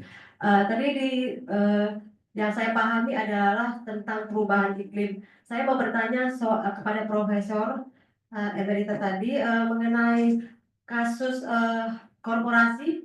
Contohnya di Papua. Itu banyak sekali perusahaan-perusahaan yang melakukan tindak pidana korporasi, dan beberapa juga perusahaan-perusahaan itu sudah diambil izinnya. Apa tanggapan Profesor terhadap perusakan hutan di Papua, khususnya di Merauke, oleh korporasi-korporasi tersebut, di mana izin-izin perusahaan yang sudah dicabut tetapi tetap dipaksakan untuk merusak alam. Terima kasih.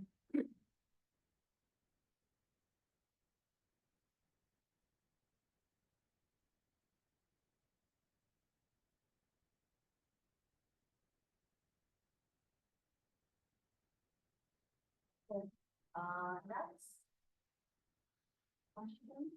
In English, please. Selamat pagi, perkenalkan nama saya Budy dari Resident Development Initiative.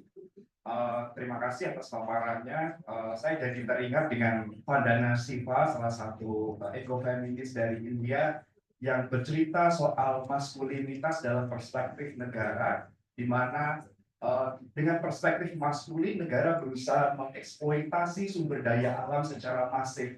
Dan saya baru saja pulang dari Sumatera Selatan untuk riset juga untuk palm oil, dan salah satu yang menarik adalah soal bagaimana petani sawit itu juga melakukan illegal oil mining di sana, dan negara dalam hal ini adalah pemerintah daerah dan polisi dan dan pemerintah setempat yang berkolaborasi bersama untuk membiarkan hal ini. Dan illegal mining kan pada akhirnya akan berdampak secara destruktif ya bagi air, pencemaran lingkungan dan lain sebagainya. Dan ketika FEB UI kemarin saya melihat ada data-data menarik seperti mobil minyak itu minyak ilegal itu berdampingan dengan pos polisi. Jadi itu kan sebuah hal pembiaran yang cukup menarik ya bagi saya. Jadi ilegal tapi seperti yang tahu-tahu aja gitu. Mungkin nanti bisa ditanggapi soal hal tersebut. Terima kasih. Okay, next gentleman, we'll take 3 first and that for the next. Okay, thank you. My name is Noveri Maulana. I'm from FEB Management Jakarta. 3 years ago, I did a research for my PhD in FEB UI about the risk perception in the post-COVID era. One of the interesting finding in my research, most of my respondents are women. So they said one of the issues that are concerned that women more concerned about health. And also, one biggest actor for the family health is led by women. So, not that specifically is not my finding, but one of proposition that's also I confirm as the business consultant. I have like a hospital and medical clinic as my clients. I asked them, who are your most customers? They said that's women. Women is the customer. So, according to Prof. Ann, the risk cap model that interested me in there can be describe this phenomenon. Is it really true that women are concerned about their health? Because as a business consultant, this really for my research for market segmentation. Well, that's is it really women concerned for that, or just if we compare with the disaster management, when a disaster happens, men concerned about the security and social risk mitigation and etc. Women and children at home, they're concerned about the health for the children, the health for themselves, and also the health for the family.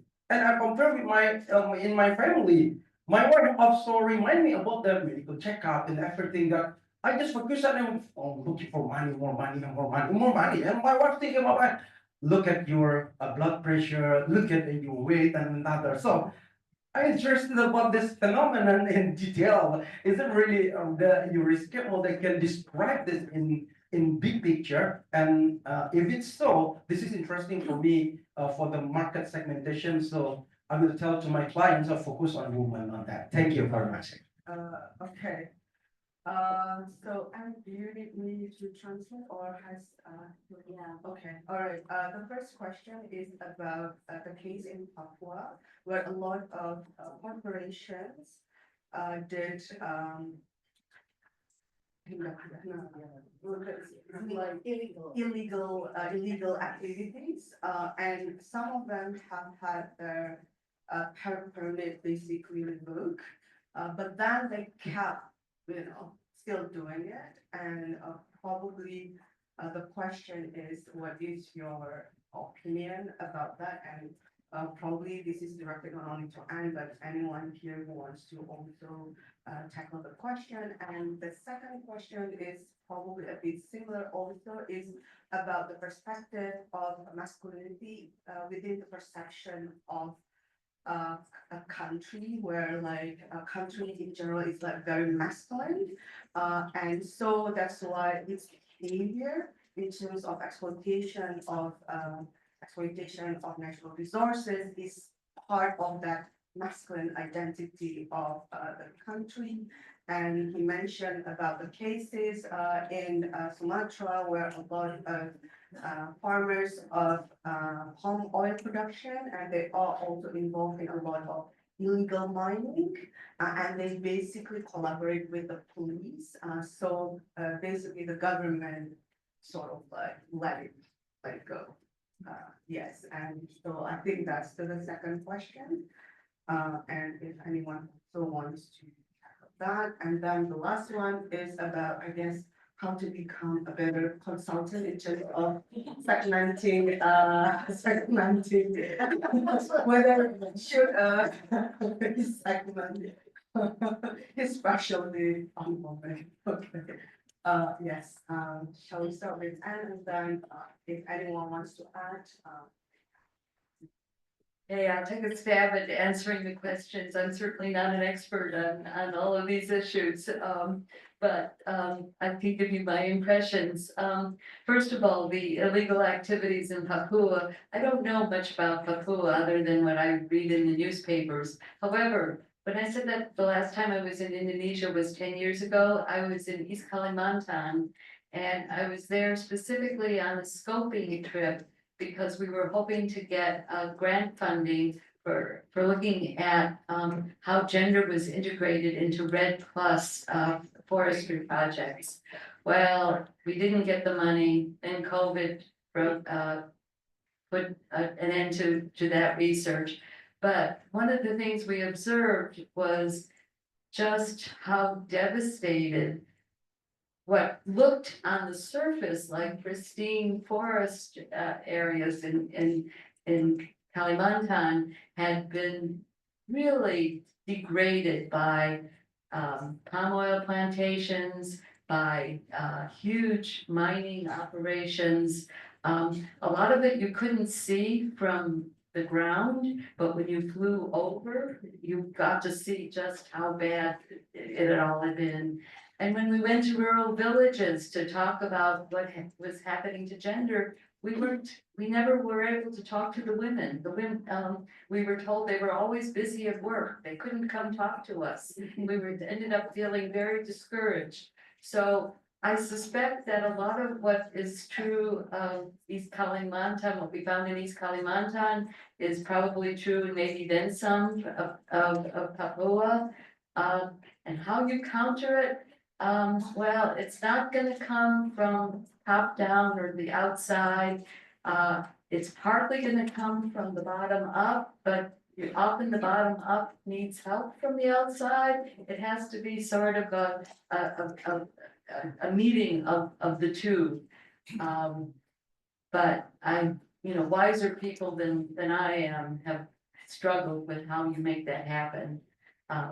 So I wish there were an easy answer. Maybe somebody here has a good answer.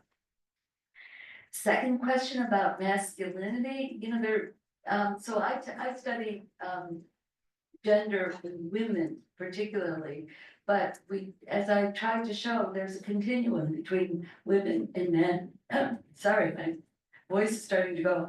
Femininity and masculinity, and there's a whole field of study of hegemonic masculinities, and masculinity studies is also, it's not as prominent as women's studies, and gender studies is often confounded with women's studies, but masculinities is equally important because we know that it's not just women, it's not just men, it's the two together in society.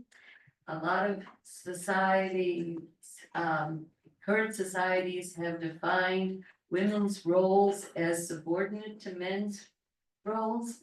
And we're not going to change that. We're not going to create equality unless we understand the places that both men and women are coming from, how they got there and where they're going in order to have a more just society. And also to achieve climate justice. In one of the international meetings, there was a slogan, no climate justice without gender justice. And you can turn it around, no gender justice without climate justice. So it's not gonna happen without both men and women and working together. Finally, well, you know, we're all products of our societies and our social roles and how we've been socialized as social scientists like to say, how we've learned what our places in society are. And in many places, because of women's care responsibilities, because of their activities as reproducing the family and the household and the community, they have by necessity become the stewards of family health. And so it's not that women somehow innately care more about health. It's just that because of the way society organizes, the way our social roles are allocated, women often represent health issues. But, you know, it's something that everybody has to concern with, and I think everybody is concerned with. It's often expressed in different ways between men and women, again, because of the way we're socialized and the way social learning takes place. But health is everybody's issue. Thank you for the interesting questions. Anyone wants to add? Thank you very much. I think that's all the questions reflect what the Indonesian concern about these issues, right? So the perception of climate change is one of the studies that only 34% Indonesians believe that climate change is caused by human. So it's a very small percentage of Indonesian actually thinking that action is connected to the climate change. The second one is, so this is something that very important, that why all these questions is actually reflect how climate change is perceived by Indonesia. Very small number. So the second one is actually reflect the agrarian issues that all concerned about it, Indonesian concerned about it. How the corporations actually grab a lot of lands, especially Morocco, the food estate have used, basically, actually, if I have more time, I can tell the effect of that food estate to the local food, how a lot of this indigenous Papuan change their habits to, a lot of them is actually starving. And some of the researchers show that they relate to the Indomie right now, and rice, that's not their staple food actually. And how that change affect the nutrition is right, and add to the climate change resilience. So this is something important. The third one is that's why the social reproduction. Your question is actually COVID is overburden to women, because all the domestic women here, it's raw women.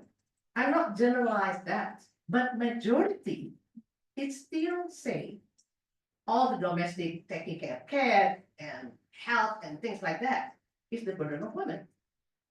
And that's the reason why women care about it, because this, a lot of paid work are the burden of women. I mean, you know that, right? And when the COVID working from home. A lot of actually said, actually they have to work, but all the husband and the family actually ask the mother, and the wife to say this and that, and it's overburdened. So this is something that we have to be incorporated with all the debate about, economic development, the care work, the care economy, and how the Indonesian society is, saying about women, and the effect climate change will make them overburdened if we are not make it toxic. Research have to open this so that we can understand more. Yes. Okay, just want to have a short comment here on the Papua case, yeah. What is opinion? Well, definitely it's something that is alarming and very, very sad, yeah. But when the government already declared that forest is actually for food and for energy, and the Minister of Forestry mentioned that, I remember. There's no place for biodiversity. So actually, then I have a question. Is this a form of masculinity? Is economy masculine? I don't know. I'm just thinking out loud here. Because if you see women as being, nurture, femininity, etc., you feel that I want to protect the forest because I'm feminine, and so therefore is the government very masculine. So I don't know, but I'm just very sad that it's happening right now in the country. And then when the president also mentioned that it's all leaves, right? It's green. They do photosynthesis. They absorb the carbon. So even though you have the science and you have the evidence, you have the knowledge, but you are denying the knowledge. So where can that bring us to? So a question to us all. Can I just say one thing? I think Turro had a really important point, which is that we have to avoid essentialism. It's not that women's, essential nature is nurture. I mean, hopefully everybody's essential nature is nurturing, but it's the roles that we are pushed into. And if women have learned to be more nurturing, so much the better. Let's make men appreciate those roles as well, as Suraya is saying. Thank you, everyone. So next cycle, okay, there's Budy, there's another one. Okay, there's 5. 1, 2, 3, 4, 5. Okay. Let's start with Budy first, since I started with before. Budy. Thank you, and discussing for a very nice presentation. So it seems to me that you focus on the fact that we kind of trapped into a certain norm, in which that norm is not that fluid, rather than bit static for a long time. But we also believe that people talk about, so what we see probably is a new equilibrium of norm, in which probably a better situation among the gender involving in this activity. So some other always talking about those change of norm happen when there is a critical juncture. So my question is that if we look forward, what kind of critical juncture that we are actually seeking to change, and this is look at comparing to maybe other society in which the change of norm has been in a better place than us. Thank you. Okay, probably we'll take it in batches, so the speakers one for that. So we will take 2, and then the last 3 in the next cycle. Hi, I'm Angeline. I have a question in relation to the conclusion earlier, because I'm not familiar with the climate change policy making field, but I'm just wondering, how do we situate the learnings, the lessons learned from the 3 case studies, as well as the risk-gate model, into a practical manner for the policymakers, for basically the blueprint and stuff. How do you really manifest that? Okay, so we'll answer and then the 3 questions can start. Okay. Who wants to start? Okay. Sorry, I was taking notes. Both are really great questions, but very difficult to answer. The best questions are the ones that are hardest to answer. Where does the critical juncture come from? Budy has asked. I wish I knew. I wish I could look into a crystal ball and say, you know, what's going to happen. If, as my next to the last slide said, sometimes it's the most dire circumstances, the biggest crises that create opportunities for change. And you hate to think that it requires that kind of disaster to bring about change, but I suspect that that's where the critical junctures lie, both politically and environmentally. And of course, the two converge. How does the risk-gate model influence, can be used by policymakers? Well, I think the risk-gate model does what Budami was saying, which is that it points to how all of these different components of any disaster and impending climate change work together. That, you know, we tend to think about taking things apart in order to understand them, but really we need to look at things as systems, how the different pieces, the different parts interrelate and overlap. And it's a warning against overly simplistic thinking. And it's also a warning against thinking about disasters or climate change in two technological terms. Often, both policymakers and scientists, think that there are going to be technological solutions to everything. But what the risk-gate model points out, and so much of our research points out, is that technology operates within society and within social relations, and you're not going to be able to find either solutions or understand the problems unless you understand the social relations that surround it, which the risk-gate model helps you do. Yes.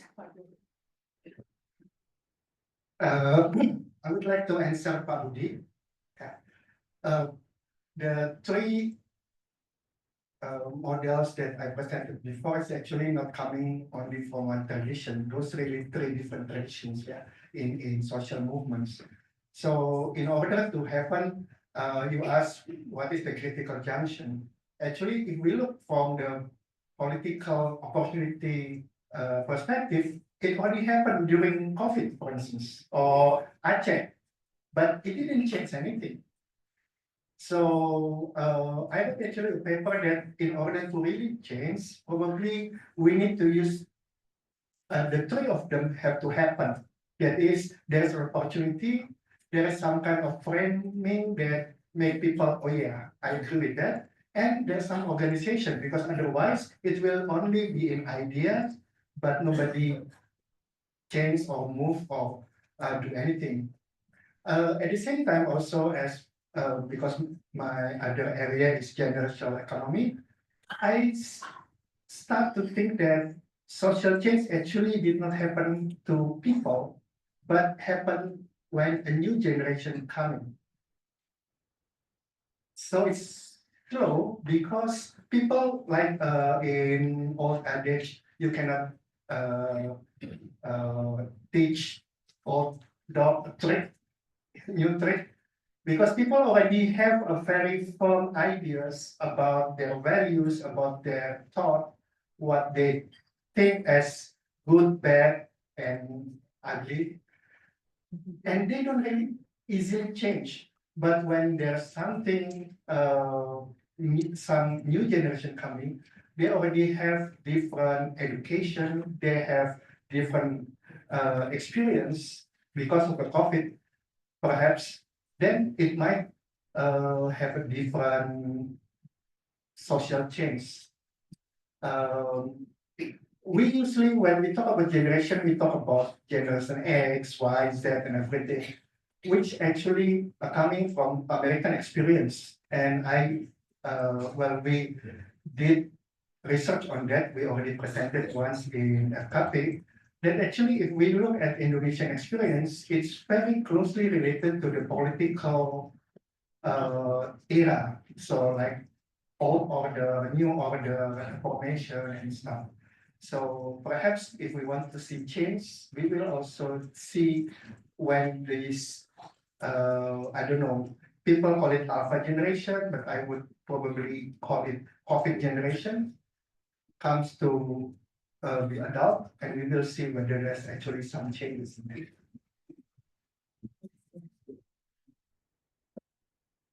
Yeah, but with this question, it's really tickling me because actually that's also my question, and agree with Turro also. We've seen opportunity when there can actually be change. You know, the tsunami, the COVID, 1998, but it seems like we revert back. So what's happening? I remember one day I was asking my father about that. How can there be a generational change? And he said that. Well, you know, Dami, it will take 30 years to have a change, and that is with the underlying fact if the education system is a good education system. So you need one generation to make a change, but if you don't have the education system, then what can have this critical junction of change? I think it will go back to your values. Yeah, but then, okay, values, but how can value, you know, make a change? We need a critical mass of people to have that. So if you have a certain percentage of the community who has that values, but can we do that? You know, that's a big question, I think, for the nation. It goes back to the Generation Z, yeah, maybe over here. I mean, you know, I'm a generation that's dying. Yeah. The Z generation, maybe, then I also read somewhere that changes can happen because of the underlying situation that can really make a big leap. You know, that's how evolution happens. And so maybe this critical mass of young generation who can make a change. That's what we need to look at in the future. So go young generation. Yeah, how change happen is actually something that I'm trying to work on right now. Because change is start with small group of people actually. If you look at the idea of, you know, neoliberalism, start from small number of economists. And the questions that I ask to my, you know, colleague activists and scholars, how idea or small group of ideas can become mainstream. So this and Indonesia is very different because in US the change is war. You know, when the World War I and II, it's actually changed the relation of women and men in work. The second was a book. The Silent Spring actually, you know, basically inspired people to go. But in Indonesia, that's not working. Because a lot of Indonesians don't read. I'm not generalize, right? I mean, you know, we discussed about that. So change in Indonesia will take different ways. And yeah, so I'm still working on this as well. So maybe in Indonesia, well, in my family, the father and the son, how they raise family is changed. The Indonesian son much more care about domestic. So you see in your family change, right? So it's change happening. Now in the climate takes a while. So how the role of campus? It's important. So you have to teach critical theory in campus. That's the way then you know, hope the next generation could see why social inequality happen, why climate change like this in Indonesia, how you involve, and that is actually my role and academic role, right? To teach critical theory in campus. Okay. I couldn't agree more, and unfortunately, too many authoritarians understand that and try to suppress the teaching of critical theory. We see that happening right now in the US. It's very, very disturbing. Yes. Okay, we have probably like 15 minutes, so please have like a quick questions. So 1, 2, 3. Okay, but there, yeah. Okay, yes, Ibu, behind the pillar.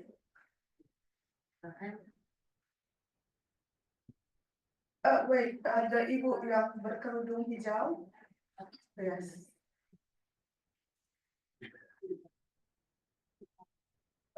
Baik, terima kasih. My name is Indra Suwari. I am from Parahyangan Catholic University, a lecturer in the university and also a research fellow at Resilience Development Initiative in Bandung. My question is for Professor Tickamyer. Could you explain more on disaster capitalisms from the perspective of gender, especially within the context of climate change-induced disaster? Thank you. Thank you for asking very parsimoniously. Okay, next. Yes, I'll take 4 with Bapak. Otherwise, I will be accused of having my gender. Okay, Ibu. Okay, thank you very much. My name is Ellen Blaise from Papua University. I'm a researcher from Papua University. My question is from Professor Ann. That was a really nice presentation. I just have a short question. Maybe can you please explain, do you have any example for a transformative silence in the community, especially that has a very strong patriarchy culture? Maybe you can tell us. Thank you. Okay, next, Ibu. Yes, with purple. Okay. Thank you, Professor Ann, for the fantastic talk. My question is for Professor Dami and perhaps also other panelists. So you mentioned about decolonization of knowledge. This is very, like in Indonesia, it's very popular now, decolonizing academia. So I was just wondering, what do you think about the provincialization of knowledge? Because these are sort of things that many scholars who support this decolonizing academia, including those who support inter-Asia referencing, for example, like Chua Beng Wat, Aiwa Ong, etc., they talk about we don't want to end up introducing local concept, but local concept only people see it as, oh, that's unique. There's a problem with transferability of this local concept. So we don't want to end up as only people seeing, oh yeah, this is unique or this is exciting, but we want to make sure that local concept can be transferable so others can use it. So, yeah. Okay, and to cap the session, silakan Pak.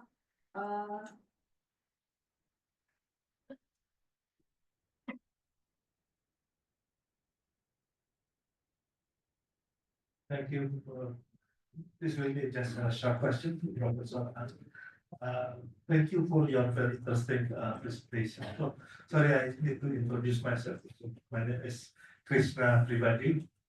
Used to be, I'm a retired professor of disaster mitigation at Bandung Institute of Technology.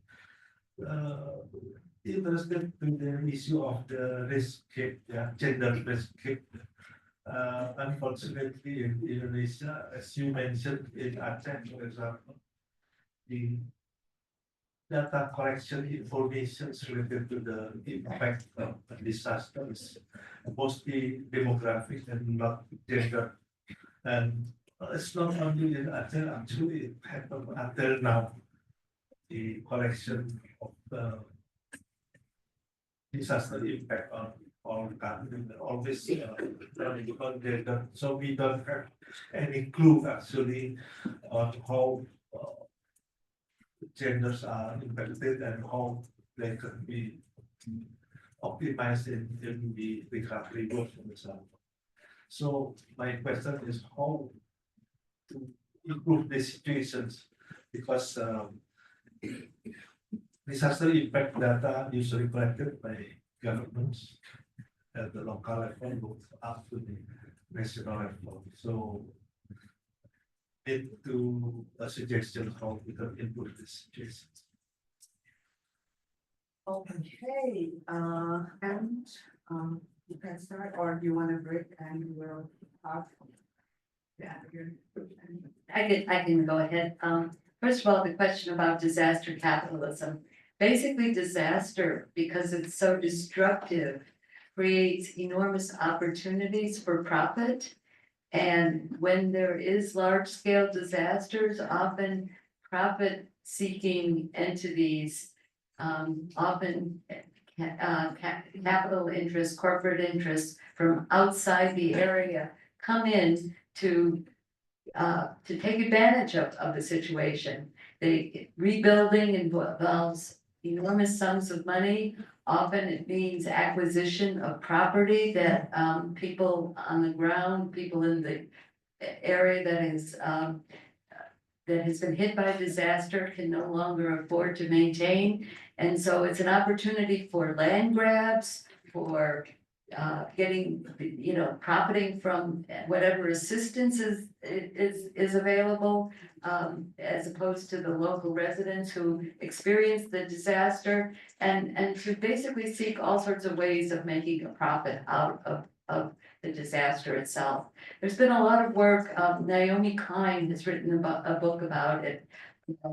And many others have followed in her footsteps, but it's a serious problem whenever there's a disaster, because disasters create opportunity for good changes, but also many bad changes, and often the profit-seeking entities are some of the bad changes that take place.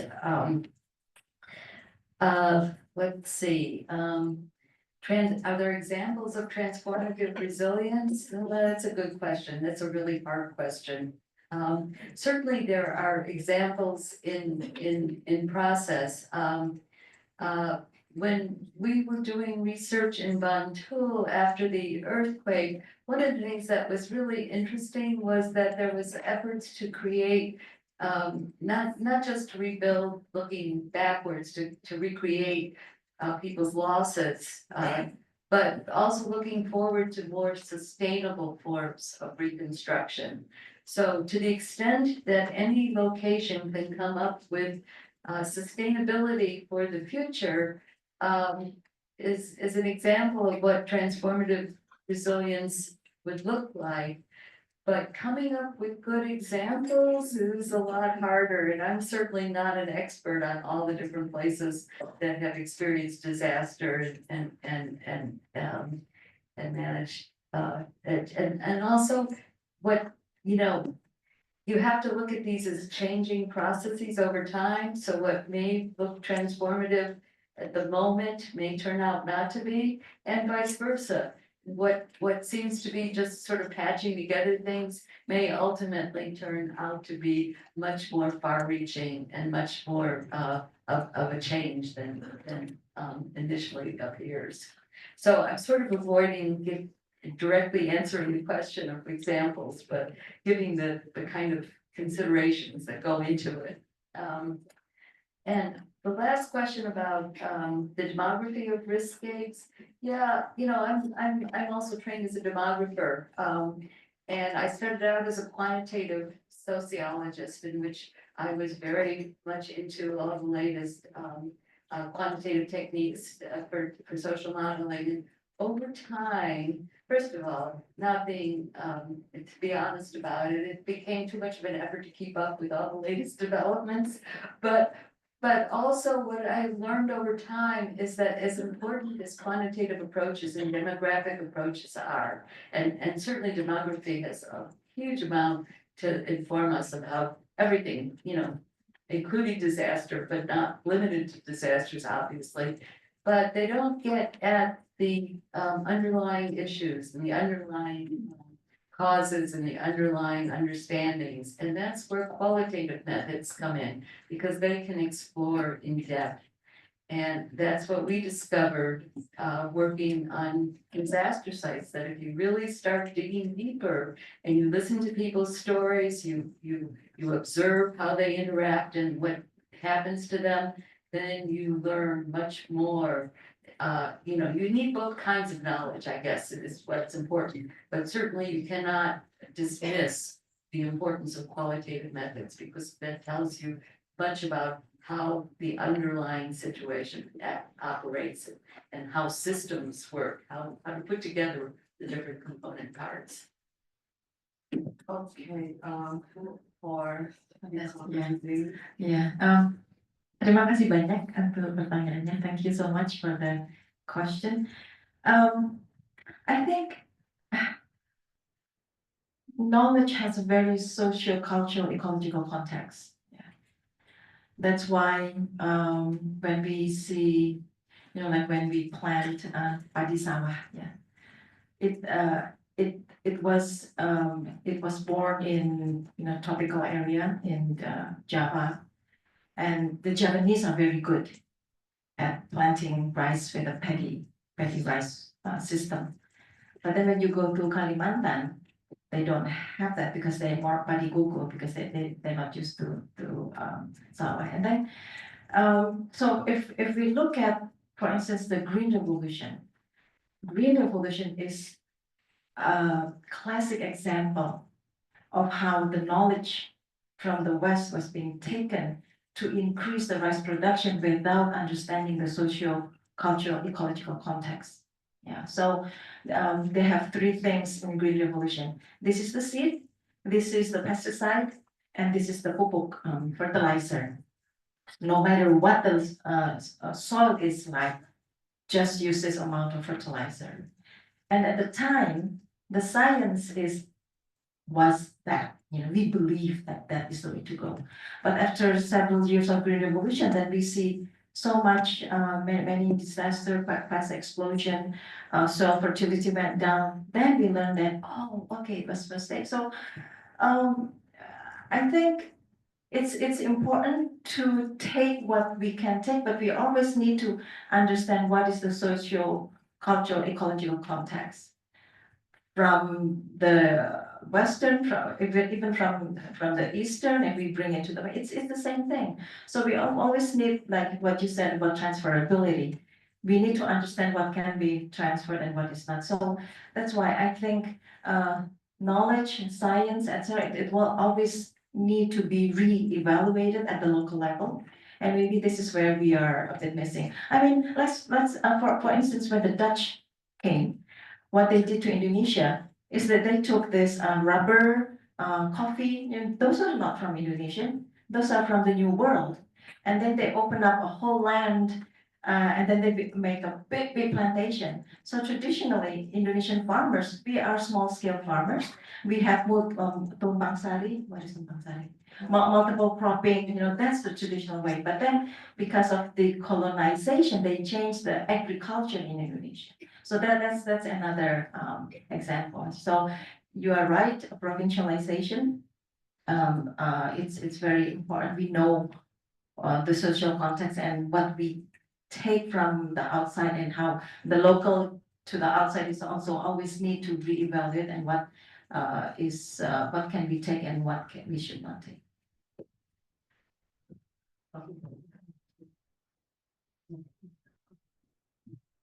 Thank you. I will just pick up from Dami. I think we sometimes forget that social science is the product of, especially social sciences, product of its own time and place. And sometimes it's actually as a response of a strong negative response of something that they're overshooting. You know, I mean by overshooting, by emphasizing on certain area. Not that they don't think that it's important, but because of that, at the time, it needs to address certain issue, they overemphasize on certain issue, and then when it go to the textbook, especially if the background is positivist, we just simply take over that knowledge and think that, oh yeah, this is true everywhere, every time. Now, there's of course sociology of knowledge, how knowledge spread, everything. But I think we also have to remember that as a human, we are limited in our brain, our understanding, and our time. So we are not born like in Star Trek, yeah, that every knowledge can be absorbed and then accumulated. No, we are not. So I think let it be like, this is my economics come up. Let this be the marketplace of knowledge. Not necessarily free market, but let all kind of knowledge flourish. And then we need to evaluate, I agree, which one is actually really appropriate for our time and our purpose, not just, oh, this is good knowledge. Because sometimes, unfortunately, knowledge is also like fashion. I mean, that's true.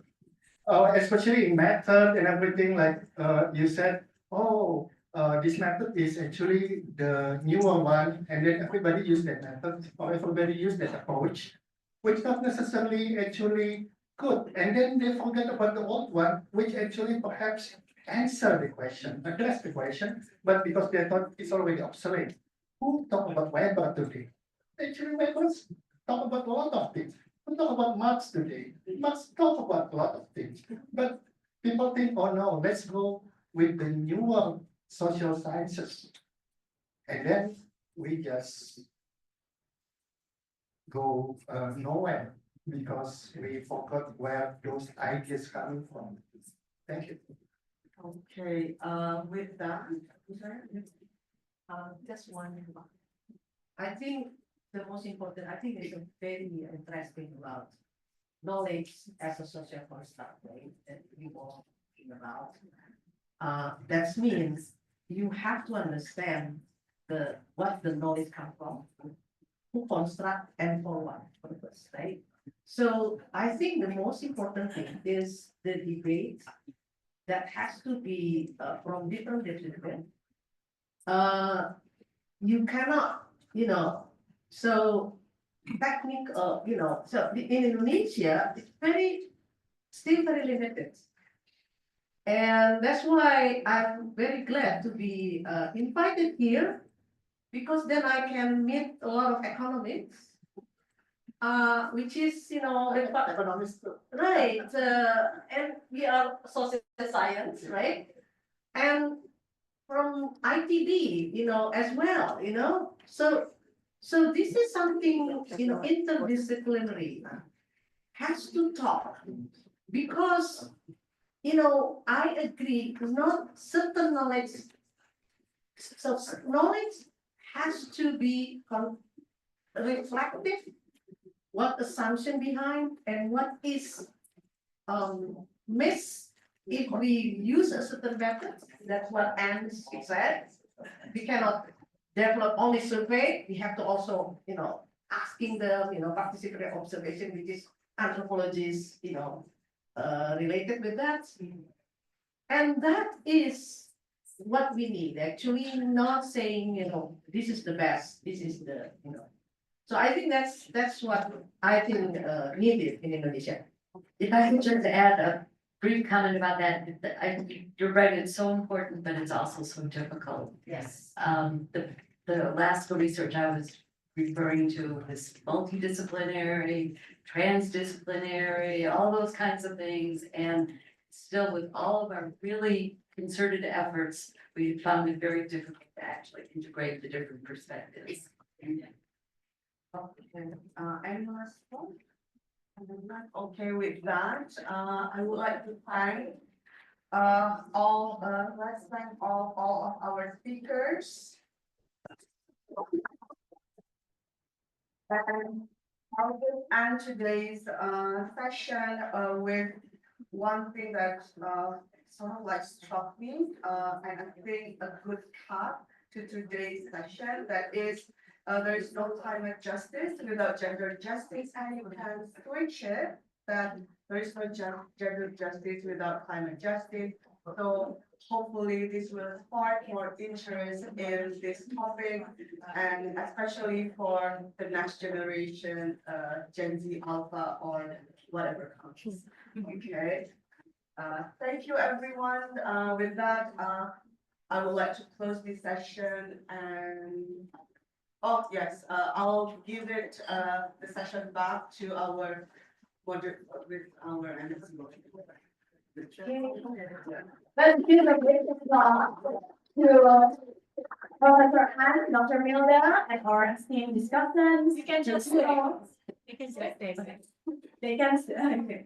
Please stay on stage if you want. For picture. Okay, so we are going to take a picture first, please.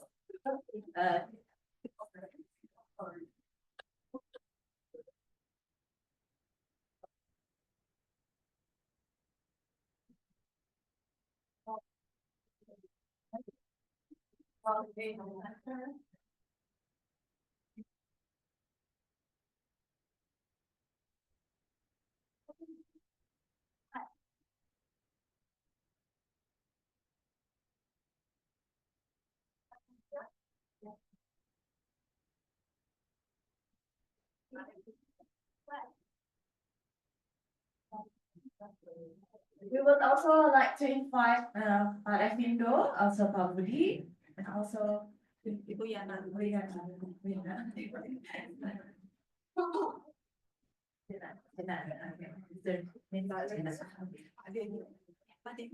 Yeah. Also, Denny, representing the family of Pak Sadli.